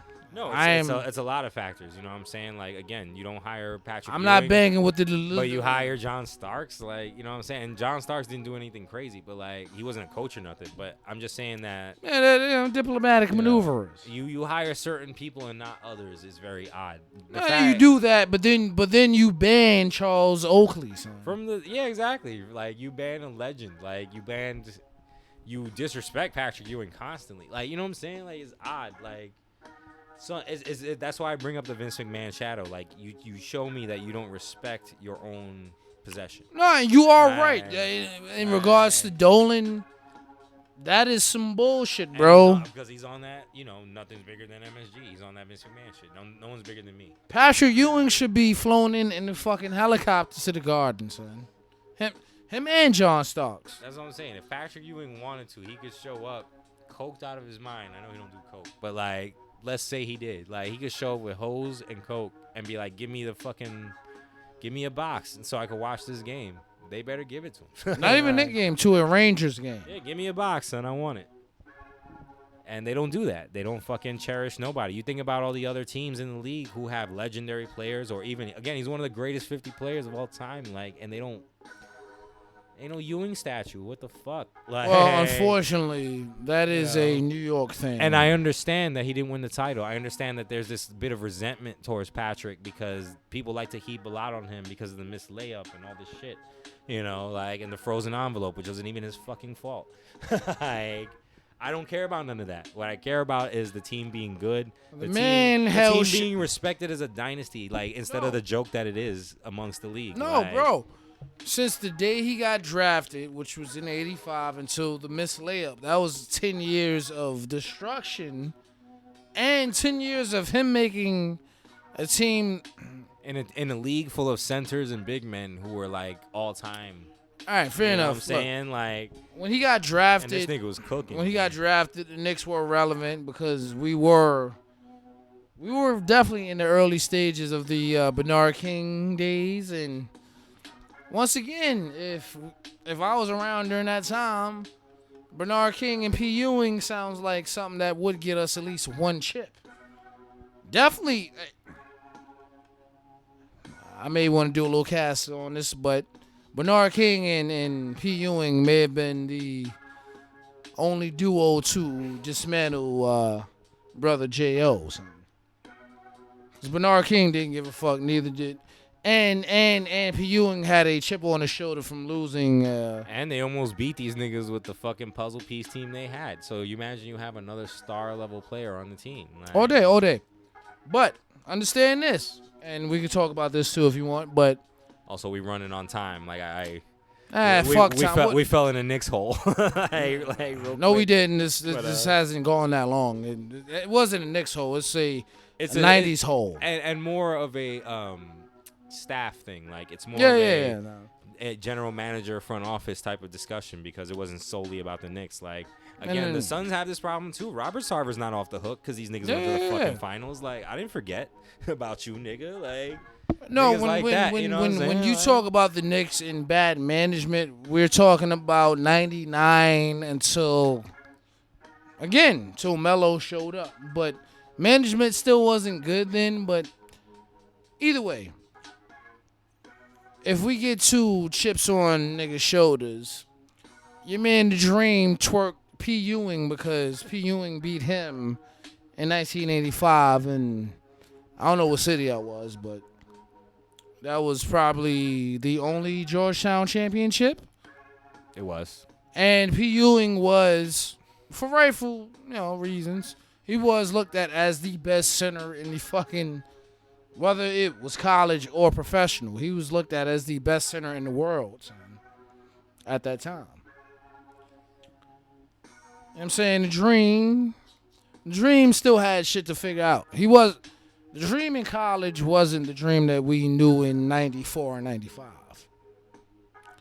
He was still just, real tall-ass African that had good feet work that was still trying to figure his shit out. You know what I'm saying? But that was a long-ass time ago, my nigga. Well, I mean, I was just 1 year old when these niggas is battling it out. Last time Kobe won a chip was a long time ago. So. That's what I'm saying. So, yeah, like I guess to wrap that up, fuck James Dolan, all day. Shit, not even just him. Like he's just a symptom of a greater problem. Fuck the owners. He did, and fuck the owners who don't care about their teams. This applies to Michael Jordan. This applies to all these type of people. Even though he's starting to come out the woods with the LaMelo resurgence or whatever. They all have the same story in regards to them figuring it out. The same viewpoint, which is like, oh well, if I was amazing. It's mad ego at the beginning, and then when they try to figure shit out, when they fucking go through the ringer. When they trying to really win chips, it's too late then. So I guess we're gonna finish because we're coming up on 2 hours. No one's gonna watch us for 2 hours. Well. Let me not say that. I love you guys. I'm sure you'll watch me for 2 hours. We're coming on 2 hours, but it's not that long. But I just mostly wanted to cover the breadth of what we wanted to talk about. So the finals. And we touched upon most of it. When you brought up the question of Giannis the best player. So let's go back to that question. That is what the finals ultimately comes to. Let's start the discussion with that. Is he the best player in the league? Once again. Like definitively. Once again, right now, on this day in 2021, yes. Why? Because. And I'm not saying this to argue with, like. No. Why? Like. No. It's an open-ended question. Yeah. Because in a time where there's stories and the right stories, he got the chip. Not to mention he, for one reason or another, he beat who he won the series against who really is perceived to be the best player in the world, which is that of brother KD. Even though they were banged up as shit, but that's the postseason, so I can't. No, honestly, yo, that's what. the Milwaukee Bucks were arguably the healthiest team throughout the whole fucking playoffs. And honestly speaking, bro, whether you talk about And the basketball, Hawks, because they were only down 2 main pieces, and Trey played True indeed. and still was effective. They True only indeed. were missing DeAndre Hunter, so they had enough of their core. That's really why they was getting busy, because they had enough of their team intact to fucking put it on. they had the pieces they needed, Yeah. and the Bucks did too. If the Lakers have a healthy AD, for me, I still feel like they get eliminated in at least the second round. But the Bucks, They do, because they did not have enough scoring punch. Like, your turn, my turn between Bron and AD wasn't going to cut it. It didn't even cut it in the bubble, even though they won the title. and once again, son, much like And they didn't have any, again, like we talked about earlier, having the third piece of the triangle to pivot to. They don't have that, because Kyle Kuzma's a bum. Alex Caruso, that's not his game. Rondo, that's not his game. Like, they didn't have that this year. And THT, they didn't give him enough of a chance to really show up. So it's like, during 2020 and during the bubble, is JR still on that roster? hell no. Okay, I was about to say something. There's no JR. There's no Dion Waiters. God. No. Waiters NBA champions, and Jesus Christ. The bubble team was way more of a defensive team, so their big three was Braun, AD, and Dwight. This team was weird, and they never really figured themselves out. Also, and Braun is not used to playing injured. You could tell, like, not serious injury. No, because he hasn't had many of them. So you know what it is? You see what happens when a Braun-centric team doesn't have that wall to lean on. So, like, All even day. though AD should be the best nigga out there, all day. AD should be the best player they in the look league. lost. Like, they look But super this lost. this was one of the first Braun-centric teams that wasn't the best fit Braun-centric team. You know what I'm saying? But also, they thought they could fucking just literally throw paint on a wall and make it work, because it's Braun and AD, instead of really putting a team together that was like once good again, money. you know what I'm saying?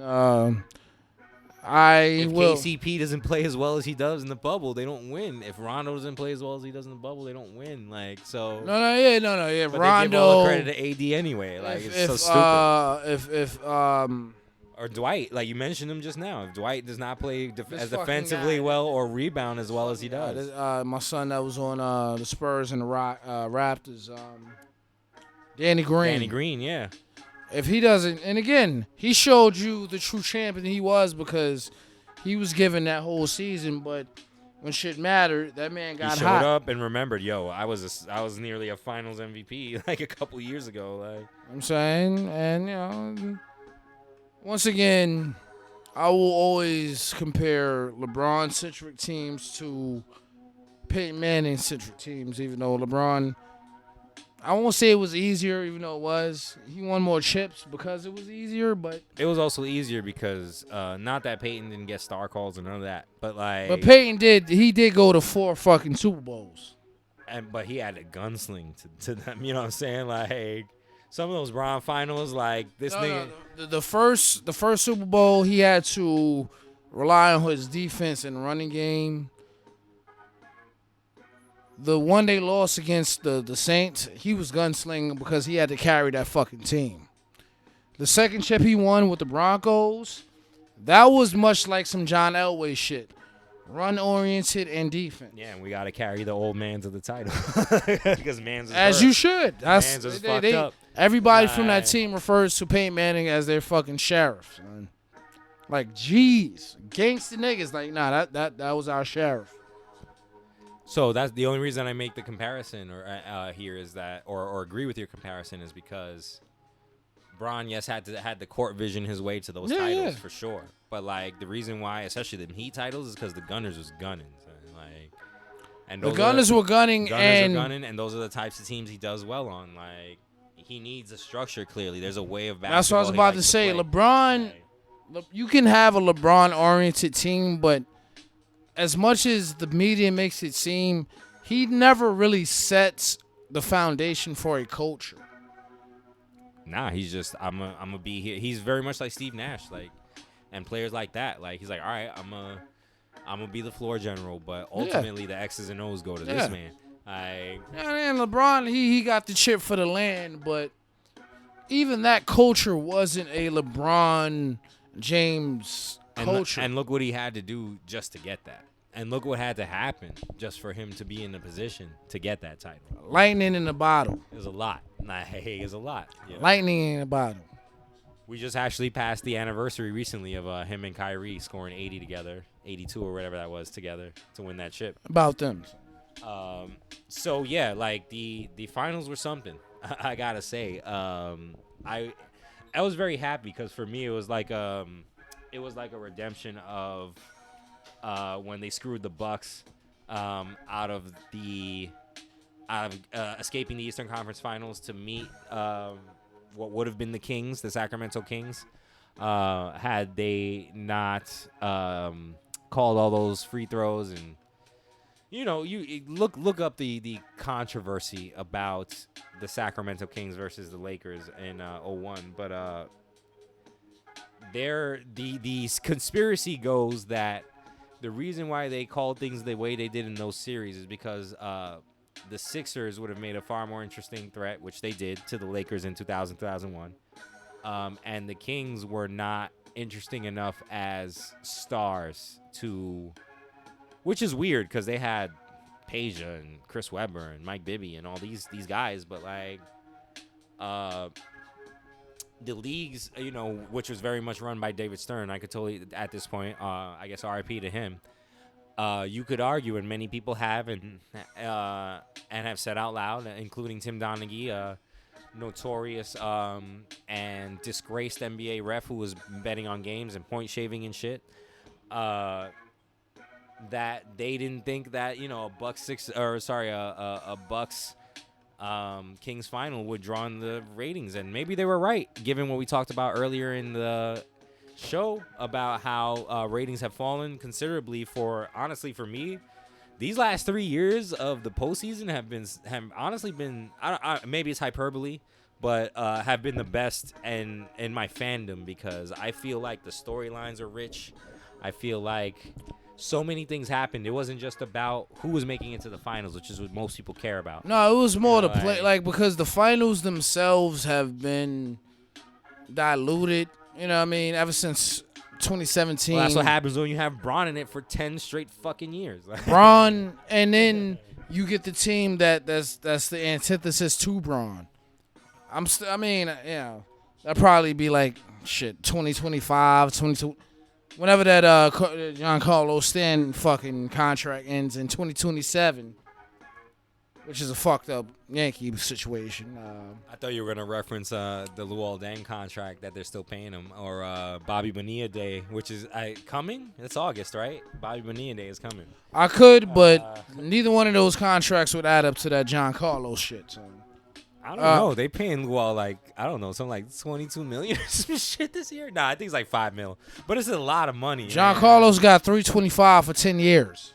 Yeah, that's the Alex Rodriguez of our. But at least he deserved it. But yeah, at the time he did. But he was the best player in the league. But yeah, whatever. This nigga was slugging, bro. Listen, if y'all want us to talk about baseball, we will. But we can. I mean, I'll admit, like, my knowledge isn't like the best beyond. Neither is mine, but beyond 2000, like, you know what I'm saying? Like, maybe I'll talk about Tim Lincecum or something. I don't know. But you know what I'm saying, I'm a Yankees fan, and they giving. That's all I gotta say. And they paid a man way too much money unreasonably, which is usual Yankee lure anyway. But yeah, and going back to the finals, like, these last 3 years have been some shit, man. Like, but again, like some real drama. No, Want, It started in 2015. And I'm gonna give credit to Adam Silver because the old man is dead, and when you took over, man, basketball really fucking improved. Let me say, like, because again, he was. Shout out to Adam Silver, bro. He's always much more liberal and not as rigid and not as crazy. Like,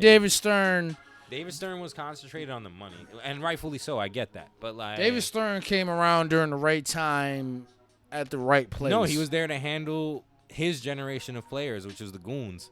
His generation, and I'll give him the credit, even though I've never been a fan of that man, but he did a good job considering who he had to deal with. Jordan alone. David Stern is one of the biggest reasons why the game is international right now.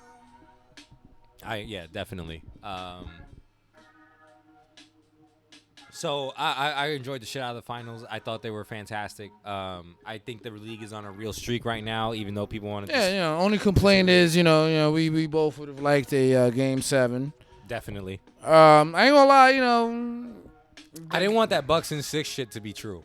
I really didn't.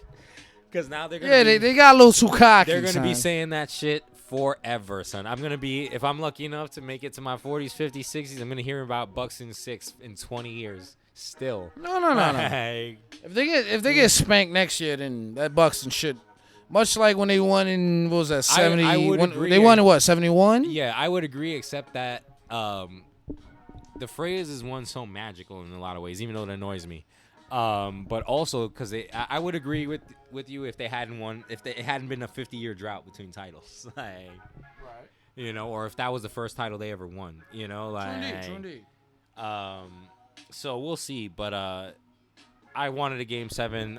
It was hard to see the Suns kind of get like the series like kind of taken away from them. It was interesting as a fan because you always want to see a back and forth battle. You don't want to see a dude get smashed. Can't say it was taken from them when they were up 0-2. But that's what I'm saying. It was because I said this too. We bring out the percentage all the time, right? Teams that go 2-0 win 80% of the time, or whatever the percentage is now, because Giannis ruined things. But not even beyond that. The teams that win Game 1 win 65% of the time. Like high percentages, like for those first 2 games. Is Game 1, Game 3, and Game 5? It's established. Like the team that wins the first 2 games, or the team that wins that first road game, like will take momentum usually. And these guys not only took those first 2 games, but they took them handily. They made these guys look like little kids out there in Arizona. And yes, Game 1, Game 2 was it was a battle. But like the point is that my point is that for once, Adam Silver whispering into the wrist mic for refs to swallow their whistles worked out. I noticed this throughout most of the playoffs. Actually, refs swallowed their whistles pretty much consistently throughout, except for certain fouls. And the Bucks were not getting calls early on, which was astonishing. But that was that bubble effect, bro. I'm not even gonna lie. That was the bubble. No, it's also the wrist mic effect. Phoenix is the team that people wanted to win, for sure. Like, except for Giannis stands and all that, like they want to see Pete. Niggas was begging. I was begging. Like, even though I'm happy the Bucks won, I'm happy the way they did it. Yeah, they did it in a way that a team of dogs is supposed to. Like, it's very much reminiscent of 2004. And Detroit Pistons winning how they won, except they were a lot more offensively sound.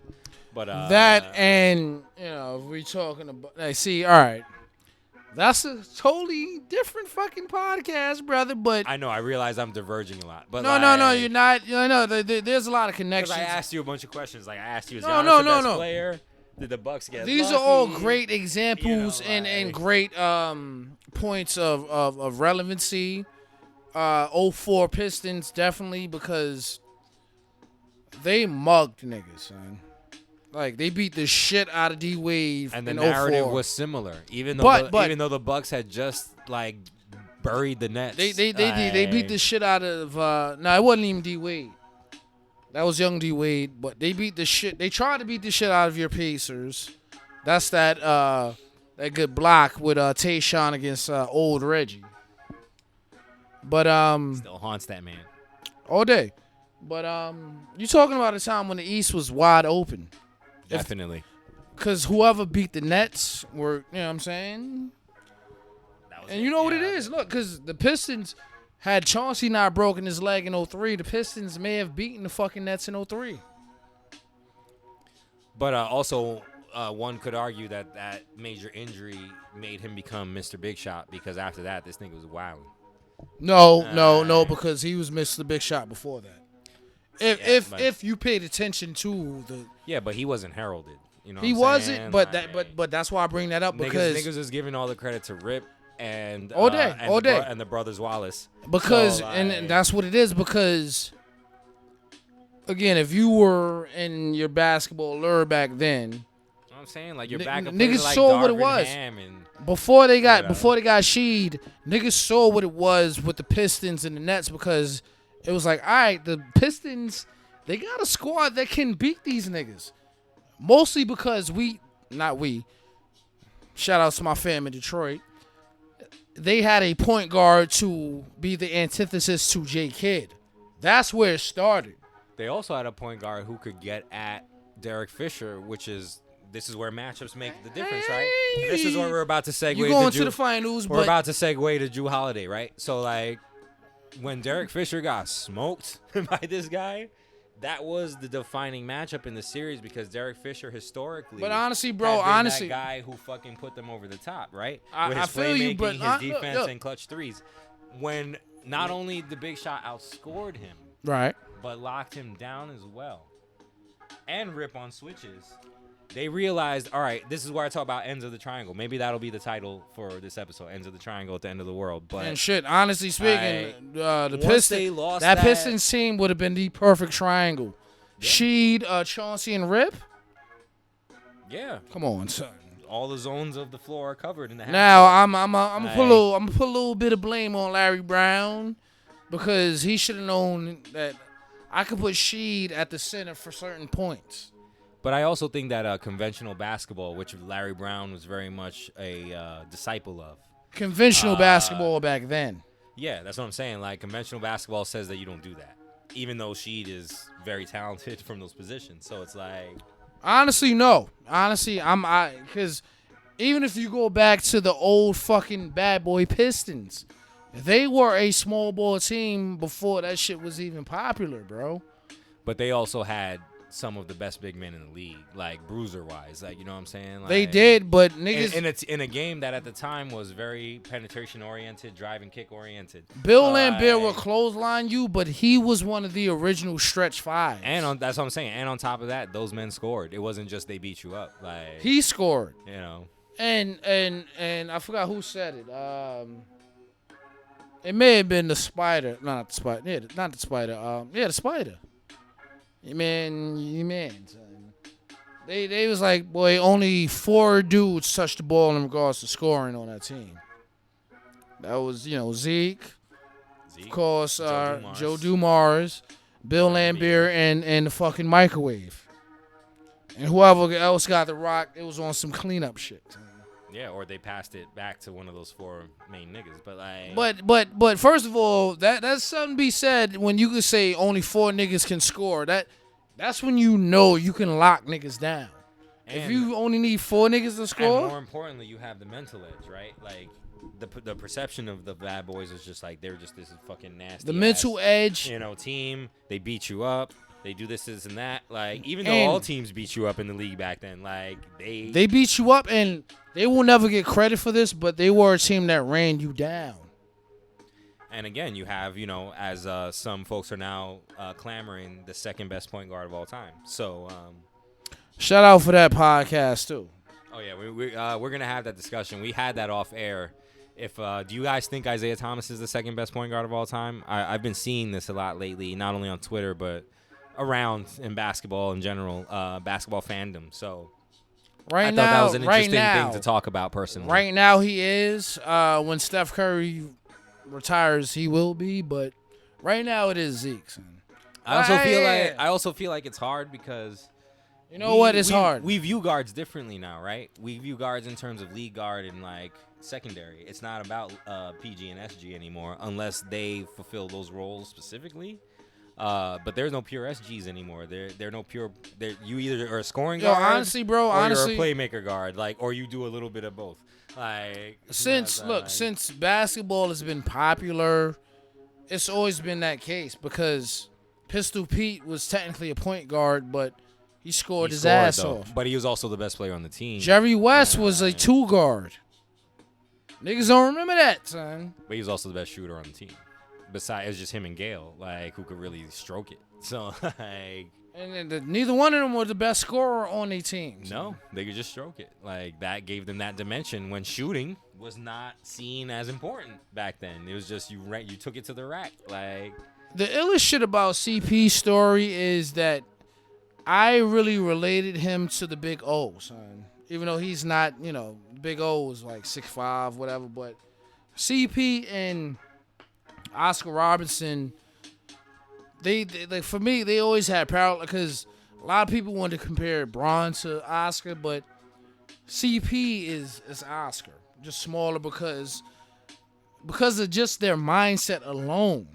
So when he went to the Suns, I'm not gonna lie to you, bro. Like that had me feeling like, honestly speaking, he probably should have went to the Bucks.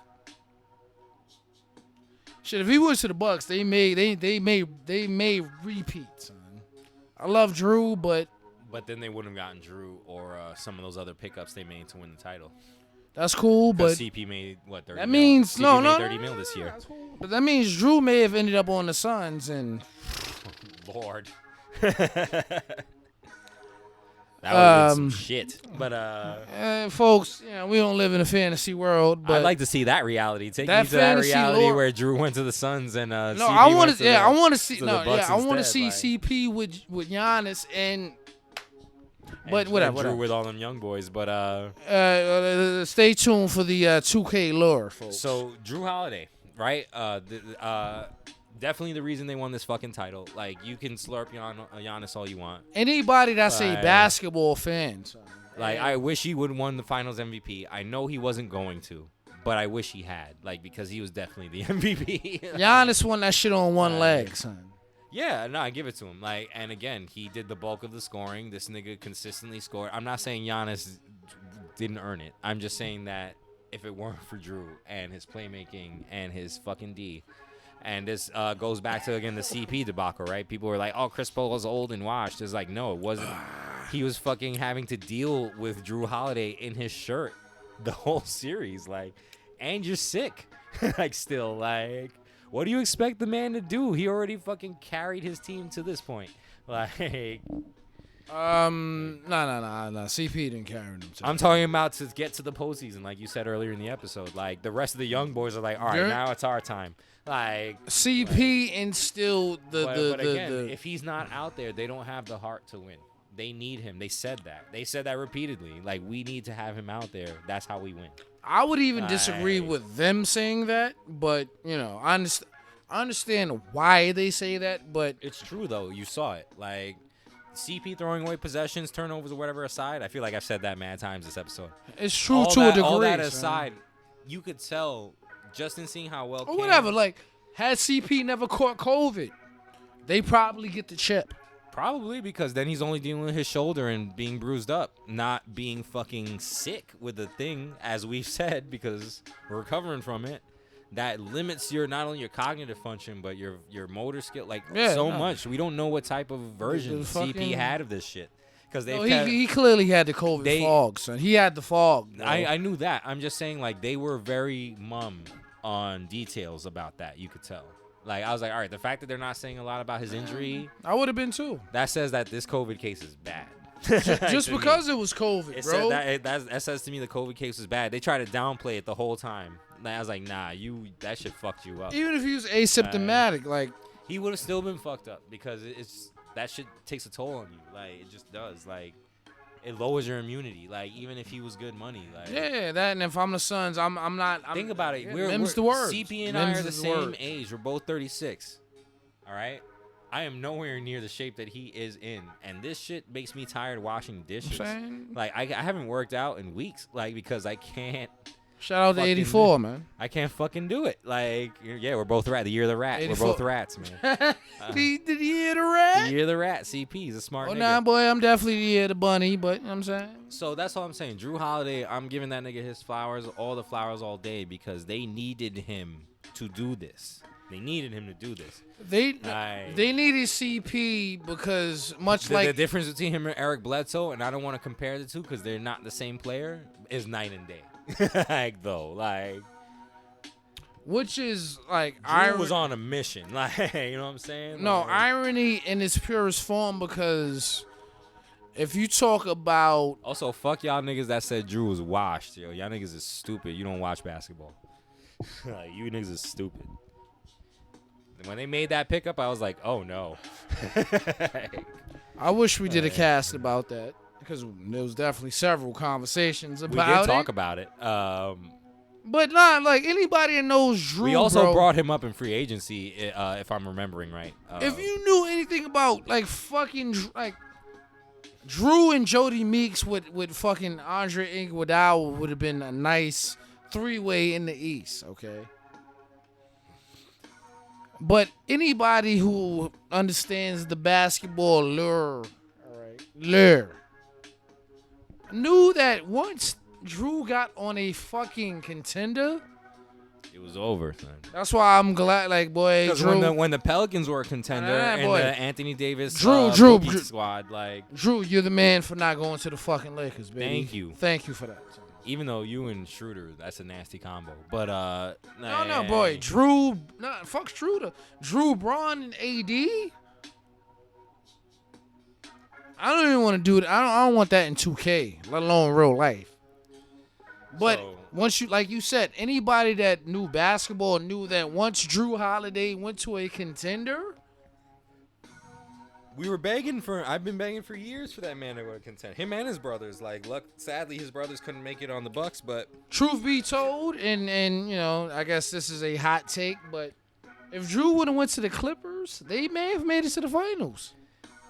they definitely would have played a lot better because Pat Bev has less pressure on his back. Shmurda is free to Shmurda anyway. I mean, no, you have the perfect guard situation. balance because you have a guard for every situation, like you just said, right? You have Drew as the all-around tempo guard, defense. Even beyond that, he can Drew, score. Drew He's your primary guard, right? Drew is the bigger guard that can defend just about anybody. He can fucking facilitate and score for you. So him and Pat Bev on the court at the same time. And Paul George, son.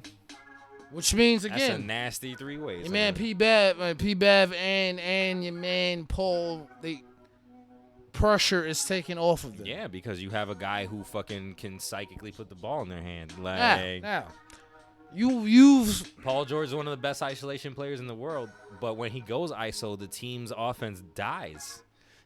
Like, at least with Kawhi, like, you know he's gonna fucking think about various options before taking that mid-range jumper. Like, no, Kawhi, you know. Kawhi's like in, not even just physically. And I say this, guys, as a Paul George fan. Like, I know I made fun of him as Pandemic P and all that, but like, I've been bring that up. We gotta bring that up, son. Like, been cheering for this man for what, 7 years now, like fucking and understand, boy, 8 years, whatever it is. The streets have been willing him, son. Even when he did that bum ass Seth Curry shit, but like,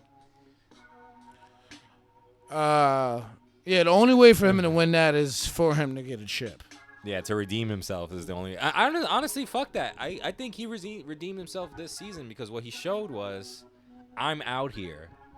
I'm a fucking top 10 player. Like, I am. When I want to be. You know, that's the problem, is when I want to be. No, sir. You have to make him mad. No, sir. Do it. That's what I'm saying. You shouldn't be put in a position where your main option goes down, and then that's when you show up. That shows me that the stars don't get along. That shows me that there's a disconnect. You know what I'm saying? Like, two of the best players on the fucking planet should not have a problem with the problems that they have. It's not. With the coach that they had. You know what I'm saying? Like, it's not cohesion. It's not chemistry. What it is the fact that there's no competition. All right, I'll put it just this. If I'm the best player on the team, bro, you're going to look at me like, all right, that's why I need to get to. I need to be better than that nigga. Even if I don't ever become better than that nigga. Or I need to be at his level, even if he surpassed me. Like, oh, not even. I just need to. Like, I need to get the respect that Manu he gets. Ginobili. Because niggas was slurping Tony and Tim. Like, he was like, that triangle was, you know, he gets his respect. I'm not saying he doesn't. I'm just saying that Manu is the reason they won that 0-3 chip. Manu's the reason they won a lot of them. Because 20 points and up out of the 6-man spot is some shit. And he had a move that niggas No, he never guard. did that. He never did that. He his best was 17.7. But Still incredible. but still being the best player and taking over games. Like, once again, fans, if y'all want us to do the Spurs Big Three, nah, chill. No, it's worth it. Because then I have to fucking acknowledge Tunde and his fucking. No, you don't. No, you do not. But and when I talk about that, shout out to you, Tunde, if you listening to this. When I talk about that, fans, that's me being a 34-year-old. I'm talking about 99 and 03. I understand it. I'm willing to. Actually, even, no. Honestly, that Rusty Buckets video kind of like maybe want to examine that team that much more. We could talk about 05 too, because that was. First of all, the Pistons probably shouldn't have even made that finals, because that's when they really beat the shit out of D Wade. But we won't talk about that. Yeah, but we gotta let's stick to 2021. They get mad when we talk about old shit. No, they get mad when you talk about old shit, but then there's constant references to old shit. Well, that's always the way, bro. True indeed. Point is, Bucks beat the Suns. And that was the point I wanted to go back to. So you were saying they didn't take it from them. I think they did. They really held these niggas down and were like, all right, y'all are better than us, because they are. Like, they are. Yeah. Giannis is better than all of them in terms of how much star he has. And Chris Middleton. Shout out to Chris Middleton, who was really playing out of his fucking mind. And again, that is why I can't say they took, like, no. Finally. But what they just did what the better team is supposed to do. But also what they did was impose their will, right? Like, outside of the 06 Mavs. It wasn't just pure, like, it wasn't just numbers. You know what I'm saying? Like, shout out to D Wade. It wasn't just numbers. Like Pat Connaughton, which is why part of the reason I mentioned him earlier. He balled out. Not numbers. Like yo, bro. Before that, Lopez balled out. You know what I'm saying? Like, before that series happened, I saw that shit being much like the. No, you were telling me. The Bucks net series. I was shitting on Pat Connaughton. I was like, yo, Dante DiVincenzo is that nigga. They fucked up. He is. And clearly you can't do anything about injury. It's fine. But like, I was like, Pat Connaughton's a bum. And then this nigga proceeded to make several clutch threes to win that title for them. Like, honestly speaking, and you know, several clutch threes, bro. If we were in Milwaukee, we would do it. Middleton didn't hit though. Like he hit clutch shots, but like if we were in Milwaukee, we would do a full podcast about just the Milwaukee fucking guards. I saw Pat Connaughton break their hearts repeatedly. Chris Middleton deserves his own podcast alone, son. Well, because there is that. Real quick aside, if you guys follow Coach Nick on B-Ball Breakdown, if you don't, watch that fucking channel if you want to learn about basketball. Bro. Follow them in No Jumper, but that's a little bit different. No Jumper's a little more casual, but it's a combination. Yeah. But B-Ball Breakdown, man, he did a video, I want to say 2 months ago, something like that, maybe more, where he said Chris Middleton is like the best player, one of the best players in the league, and niggas clowned him because of course niggas aren't gonna give Chris Middleton his respect. But I watched that video, and he showed me a lot of key examples. Saying that a year ago, like, in niggas' front was stupid. Saying that. He was wild for saying that, Coach Nick. But no, understand it, bro. But he was still right. He's still right. Chris Middleton got drafted the year before Giannis to the fucking Pistons. And I guess that's where all that Piston shit gets centralized. Guaranteeing they wish they had that man still on their squad. Yeah, instead of garbage time. He got drafted to the Bucks the year after Giannis got fucking drafted, which was 2014. Chris Middleton got drafted 2013. The big homie got drafted 2013. 14. No, 2013. So then it had to be Chris in 12, no? Giannis got drafted the same year. Because Chris played on the Charlie Villanueva squad, right? Am I misremembering that, or did he play for them at all? On what, the Bucks? Pistons. Yeah. Damn, I forgot Charlie was on the fucking Bucks too. Yeah. But actually, shout out to Charlie Villanueva. Why can't I say this nigga's name right now? Villanueva, son. Like, actually, no. You are right. He got drafted 2013. Giannis was 2014. But Chris, I think he was second round 2013. And again, folks, remember that Anthony Bennett was the Number 1 pick that year. Where is that man now? I'm not saying I'm waiting for that video, but nobody has come out with that video. A couple people have referenced it at least. I don't know if they've done full videos, but no, he was probably because he went to he went to Running Rebels, UNLV. He got compared to one of your main nemesis, brother LJ. Son. But Grandmama, you haunt my dreams. You haunt my dreams. But no, Bennett got compared to brother LJ. Son. Well, because of game and the school he went to. I don't know. I guess to kind of like finish things out, because I don't think we're gonna get a chance to get to the Olympics. I feel like that deserves its own half an episode or a bit of an episode. Yeah, and then we were in the early stances and of the Olympics. Exactly. So we'll be able to talk about them probably when it's over in a couple weeks. But or if they get their shit right. So shout out to France. Shout out to brother Nicholas Batum and all the Frenchmen. Word up. Shout out to Evan Fournier. I know I clown you a lot on this show, but thank you for fucking smoking Team USA. I appreciated that. Yeah, they kind of needed it. You're a good player, Evan. Niggas front on you too much. But now that we've covered all this stuff, what are your takeaways from not only the season? What are your takeaways from anything this year of basketball? Now that we're over, and then I guess we're gonna talk about free agency a little bit. Even though the only thing I really care about is where is DeMar gonna go, honestly. Indeed. And we are in the early stages of free agency, so we can touch upon that a little bit more. But yeah, what do you take away from this year? I'm still upset personally, to just jump in real quick. They shouldn't have had the season. I still maintain that viewpoint, even though it was a popping season. The reason why Team USA is getting cooked right now is because they didn't have a chance to rest, because you had this weird truncated fucking condensed season and somehow expected them to fucking show up and play against their own colleagues, because this is really why they're getting smoked, the other NBA players on other teams. They're taking their cheat codes back to their country. Yeah, shit. Shout out to Joe Ingles, son. I mean, like, really, bro, you're only talking about 4 players on Team USA.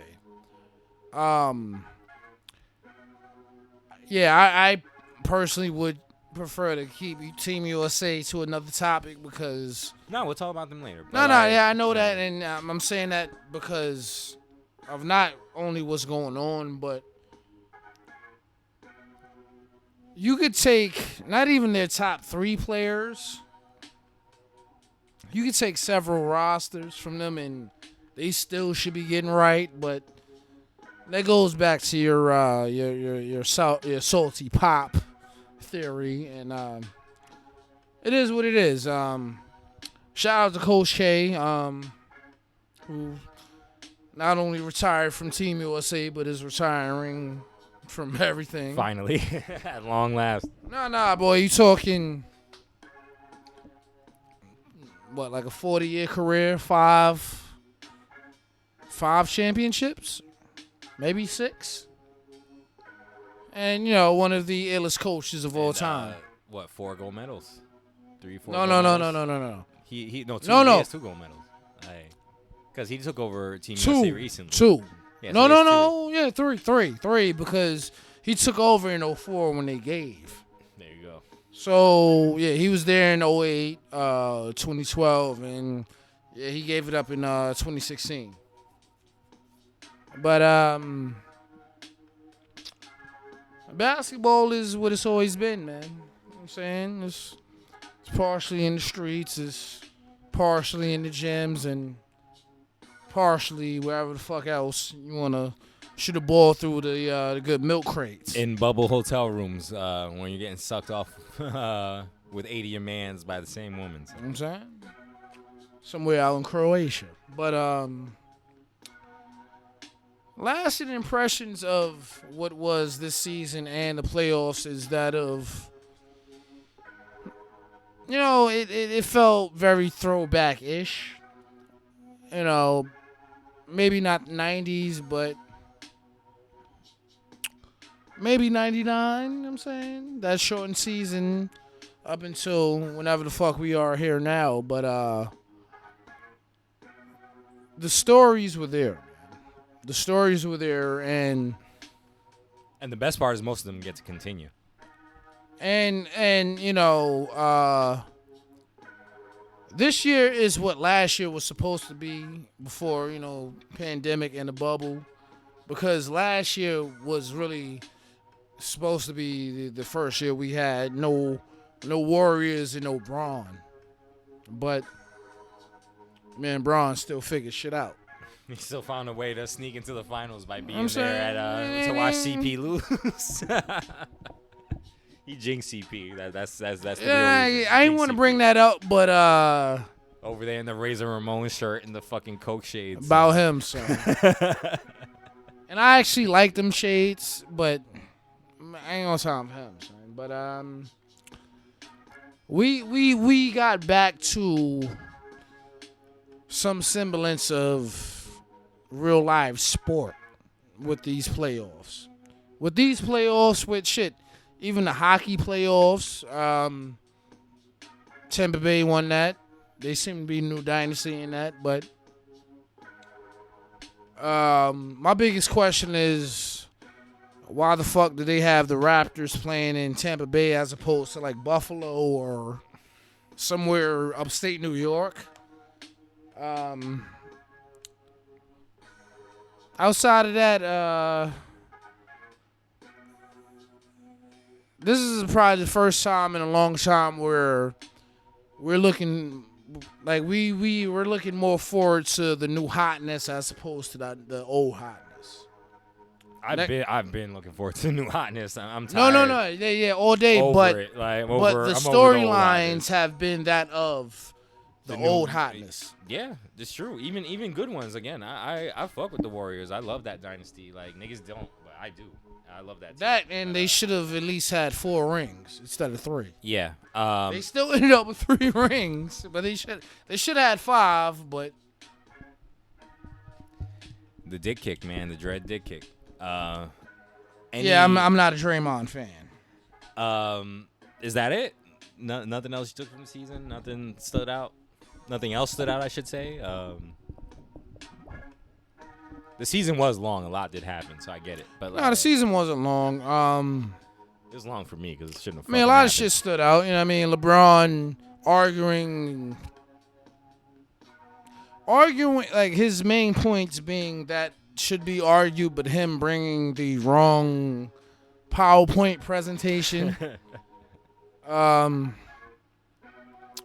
Once again, Hove ghostwriting for Bugs. You know what I'm saying, which was 95, and I'll be the first to say this. We've been in the point guard league for 5 to 6 years. I'll be the first to say that we're coming out of that. Honestly, I think I don't think we're coming out of it, but I definitely. No, we are. I think it's the end. These are the initial. The death knell. This is where it starts. Yeah. Next year, but like 4 or 5 years from now. No, you're right. All the guards. We're coming back to the age of the center and the big man. Literally all the guards. Is that a light skin prophecy? I guess that's not really prophecy. That's an easy guess. That's an educated guess. Light skin educated guess. I'm no longer giving light skin prophecies, bro. I'm just giving facts. Light skin facts now. Bet we'll take that one to the bank. Shit, I had a point and I lost it. It'll come back to you. Take your time. What I can take away from the year, again, besides my disdain of it happening in the first place, is that there was a lot of really good basketball. Like Shamari said, the new guard is taking over, which is nice. I want to see that. I am personally tired of Bron, even though he's a great player. I'm ready to see the new generation take over the league. The league needs it. The league needs it so bad. Because if your argument is that you guys can't be profitable or marketable or interesting or anything like that without Bron or Steph or any of these random players or Dame in the mix, that doesn't make sense to me. That means your product is an issue. Adam Silver mentioned this. No, it's not an issue, and I don't want to cut you off, but like when you have legit Jacksonville, ATK, KTA rivalries, you have to capitalize on it. That's fucking Celtics versus Lakers in both regimes. 08 and Knicks versus Heat, LA versus LA. Quick aside. First of all, no, that won't ever be one because the Clippers have never won anything. Sure, but it will. But whatever, Yankees versus Celtics. It will be now. Red Sox. Yeah. Imagine that matchup, Yankees versus Celtics. But got Jaylen Brown out there hitting home runs. But the Palestinians against the fucking. But I get what you're saying. You know what I'm saying? Like New York and Indiana, LA versus LA, Denver versus New York against Indiana in the early '90s. Denver versus fucking anybody in the West, basically, that they come up against Lakers. Oh, shit, even. And you know what? Or even the newest one, Utah versus Houston's, and that's the one that keeps coming all day. You know, this is a cast that we will touch upon because. Or now the Bucks versus the Heat, because they hate them niggas now. I would say more Bucks and I'll say more Heat and Pacers, but. Nah, that shit is over. That shit is deaded when Roy. Over for Roy. Way before the Malice at the Palace, there was shit going on between the Pacers and the Pistons. But that made sense. They played each other a lot. All day, and the same division. I remember that from like 02, or like whenever and this kind of is some trap lore shit, but from the first year that Ben Wallace won Defensive Player of the Year, that's when the shit started, because then the argument was, nah, Ron Artest is a fucking better player than this nigga, son. And I may have started some shit, but that's when the beef started. Part of it. Also, the Pistons were on their way to being kind of the powerhouse of the East, and the Pacers didn't want to give that up. Both teams were doing that. The Pacers were already that team because they had made the finals in 2000. And, they seen Jordan, like they've been through so much. You know, what and I'm saying? and the culture of winning was there. The only All-Star the Pistons had was Ben Wallace.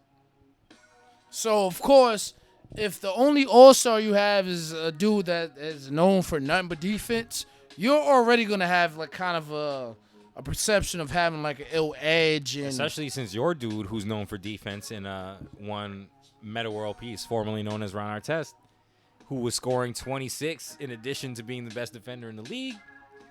I get it. Like he said it best. Like him and Ben should have split. It should have been like 3-3. So yeah, they should have. But no, Ron should at least be a 2-time All Defensive. But the malice hurt them, man, and hurt their perception to win anything ever again. So. We're gonna do that, Cass. And about the malice. There's so many episode ideas in this one, but it ain't us.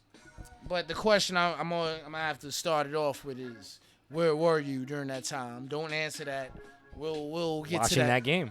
I watched that game. You and me both. I was watching that game because those are two of my favorite teams at the time. So like. But again, like that's a specific question, and we stay tuned for the malice.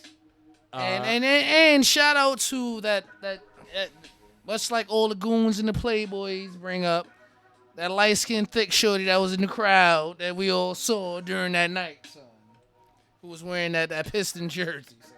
Because the next day, yeah, it was like, hey, man, Ron is wilding, but the next thing that was brought up was, shorty in the crowd, son, that thick light-skinned jersey? She was nice. Shout out to you, baby. Wherever you are now, you're probably a Doña because that shit was a long ass time ago. But that was 04? Yep, the anniversary just passed on that one too of the Malice, fucking 17 years ago. Shout out to 04, boy. That was a fun year. That was a year for basketball. It was a year for a lot of shit. So, friends, we're nearing that 3-hour mark, which is incredible. Not unsurprising because niggas was chomping at the bit to get back out here. But that, and this will be the main banger. But we will hit y'all with. Oh no, you guys are seeing like. We'll hit y'all with different sampler. You guys are seeing like 5 hours coming in as of this recording. This will be the long joint, and we'll hit them with, like I said, the different sampler, the app. Yeah, all the stuff, all the when we go back and we listen to this, because we re-listen to our episodes like you should, for all those content creators out there who don't. If you don't, you're probably a lame if you don't. But we will. At least I will write a list down of all the suggestions that we went through. Then we gave you at least 5 more episodes tonight.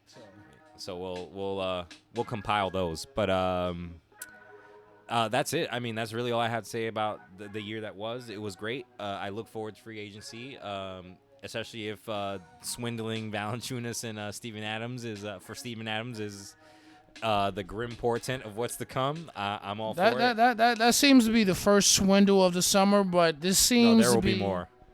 Well, that's what I'm saying. If that's a sign of what's happening. Well, bro, you know what it is. This is it's the Cena. I mean, it's the summer of Cena, so there will be quite a few fucking swindles. Some deals to look out for in that regard. Rumors are saying DeMar is trying to go to the Lakers. There's the usual Kyle Lowry rumors that everybody wants him. The first team on Dame Tom's list is that of the New York Knickerbockers. Lord, this guy. I'm not saying that just that's we don't just need Dame. So. No. We don't need that payroll, I should say. Not him himself. Like, we could definitely use him. No, we do, and we're not paying anybody else. So, and Dame will, if you build it, they will come. If Dame shows up, he ain't coming here. Team. I'm not saying again. I'm not go for Bradley Beal, even though Bradley Beal's another one. This is also what annoys me. Bradley Beal is going to Oakland. Well, excuse me, San Francisco. Every top player, that's apparently the main deal right now. Bradley Beal to the Warriors, in case y'all didn't know. But shout out to them for being the illest drug dealers in the game. So. But basically, everybody's apparently trying to go to LA, which annoys the fuck out of me. But that is exactly why Dame is coming to the Garden. I don't know. I just don't know. No, and it doesn't make sense to. He's trying to win. He can't win with the squad we have. Clearly, not by himself. That's a 4-year project at least. I don't. And he's about to be in his 30s. No, boy, he's 31 right now. That's a problem. He's 31 now. I'm talking about the dangerous side of your 30s in the league. The tag team they're talking about is him and Kawhi. I'm not going to get into Kawhi, that. I've been saying this for 3 fucking years. He's never coming here. Kawhi's never coming here. I sooner would see Dame here than Kawhi. I will never do a cast about Dame and Kawhi, and that's why. And if I gotta eat my words later, then so be it. But last thing I'll say is y'all niggas are delusional. If you last think thing I'll say is we're lucky if we get beat up Kyle Lowry. So. Last thing I'll say. Well, shout out to Kyle Lowry. That's not a bad deal, by the way. I would take that. I'm just saying. Once that's again, shout out to DeMar. You know. I won't give a shout out to Deshaun Watson. Boy, you need to figure out a better way to get the fucking massages. Or just be real about liking this ass play. You know what I'm saying? I will shout out the football season, boy. Life ain't right until football is. The football radiation is creeping across the field. So it's coming. Life ain't right until football season is right. And that's both college and the No Fun League. Who's on the Madden cover this year? These nuts. Great player. Great set of players right there. Their 2-man game is unrivaled. I'm saying circa 84 49ers. That's like your man Joe Montana and Steve Young. Word. Mad swinging and ding-linging. Oh, I remember who the player was. Torrey Craig. Torrey Craig's the one who's going to get a ring no matter what. I won't throw a shout out to him, but he's still doing it. He did him. He played well. So, you know, I'm done. I'm cooked. I'm ready to go get high now. Shout out to y'all. Thank you if you really sat here and listened to us for 3 hours. Thank you so much. This was kind of hard to do. I'm not going to lie. I still kind of got the COVI baby fatigue on me, but You know what I mean? It's the fog, but, you know, we had the fog light. We're still out here, though. I'll rise from the dead and talk shit about basketball if I have to. Shout out to Mark Calloway. Word. Mean Mark. Tune in next time. As the Lightskin one alluded to, we probably will do a bunch of episode lits, like maybe some half-hour joints, maybe some hour joints. I like that idea.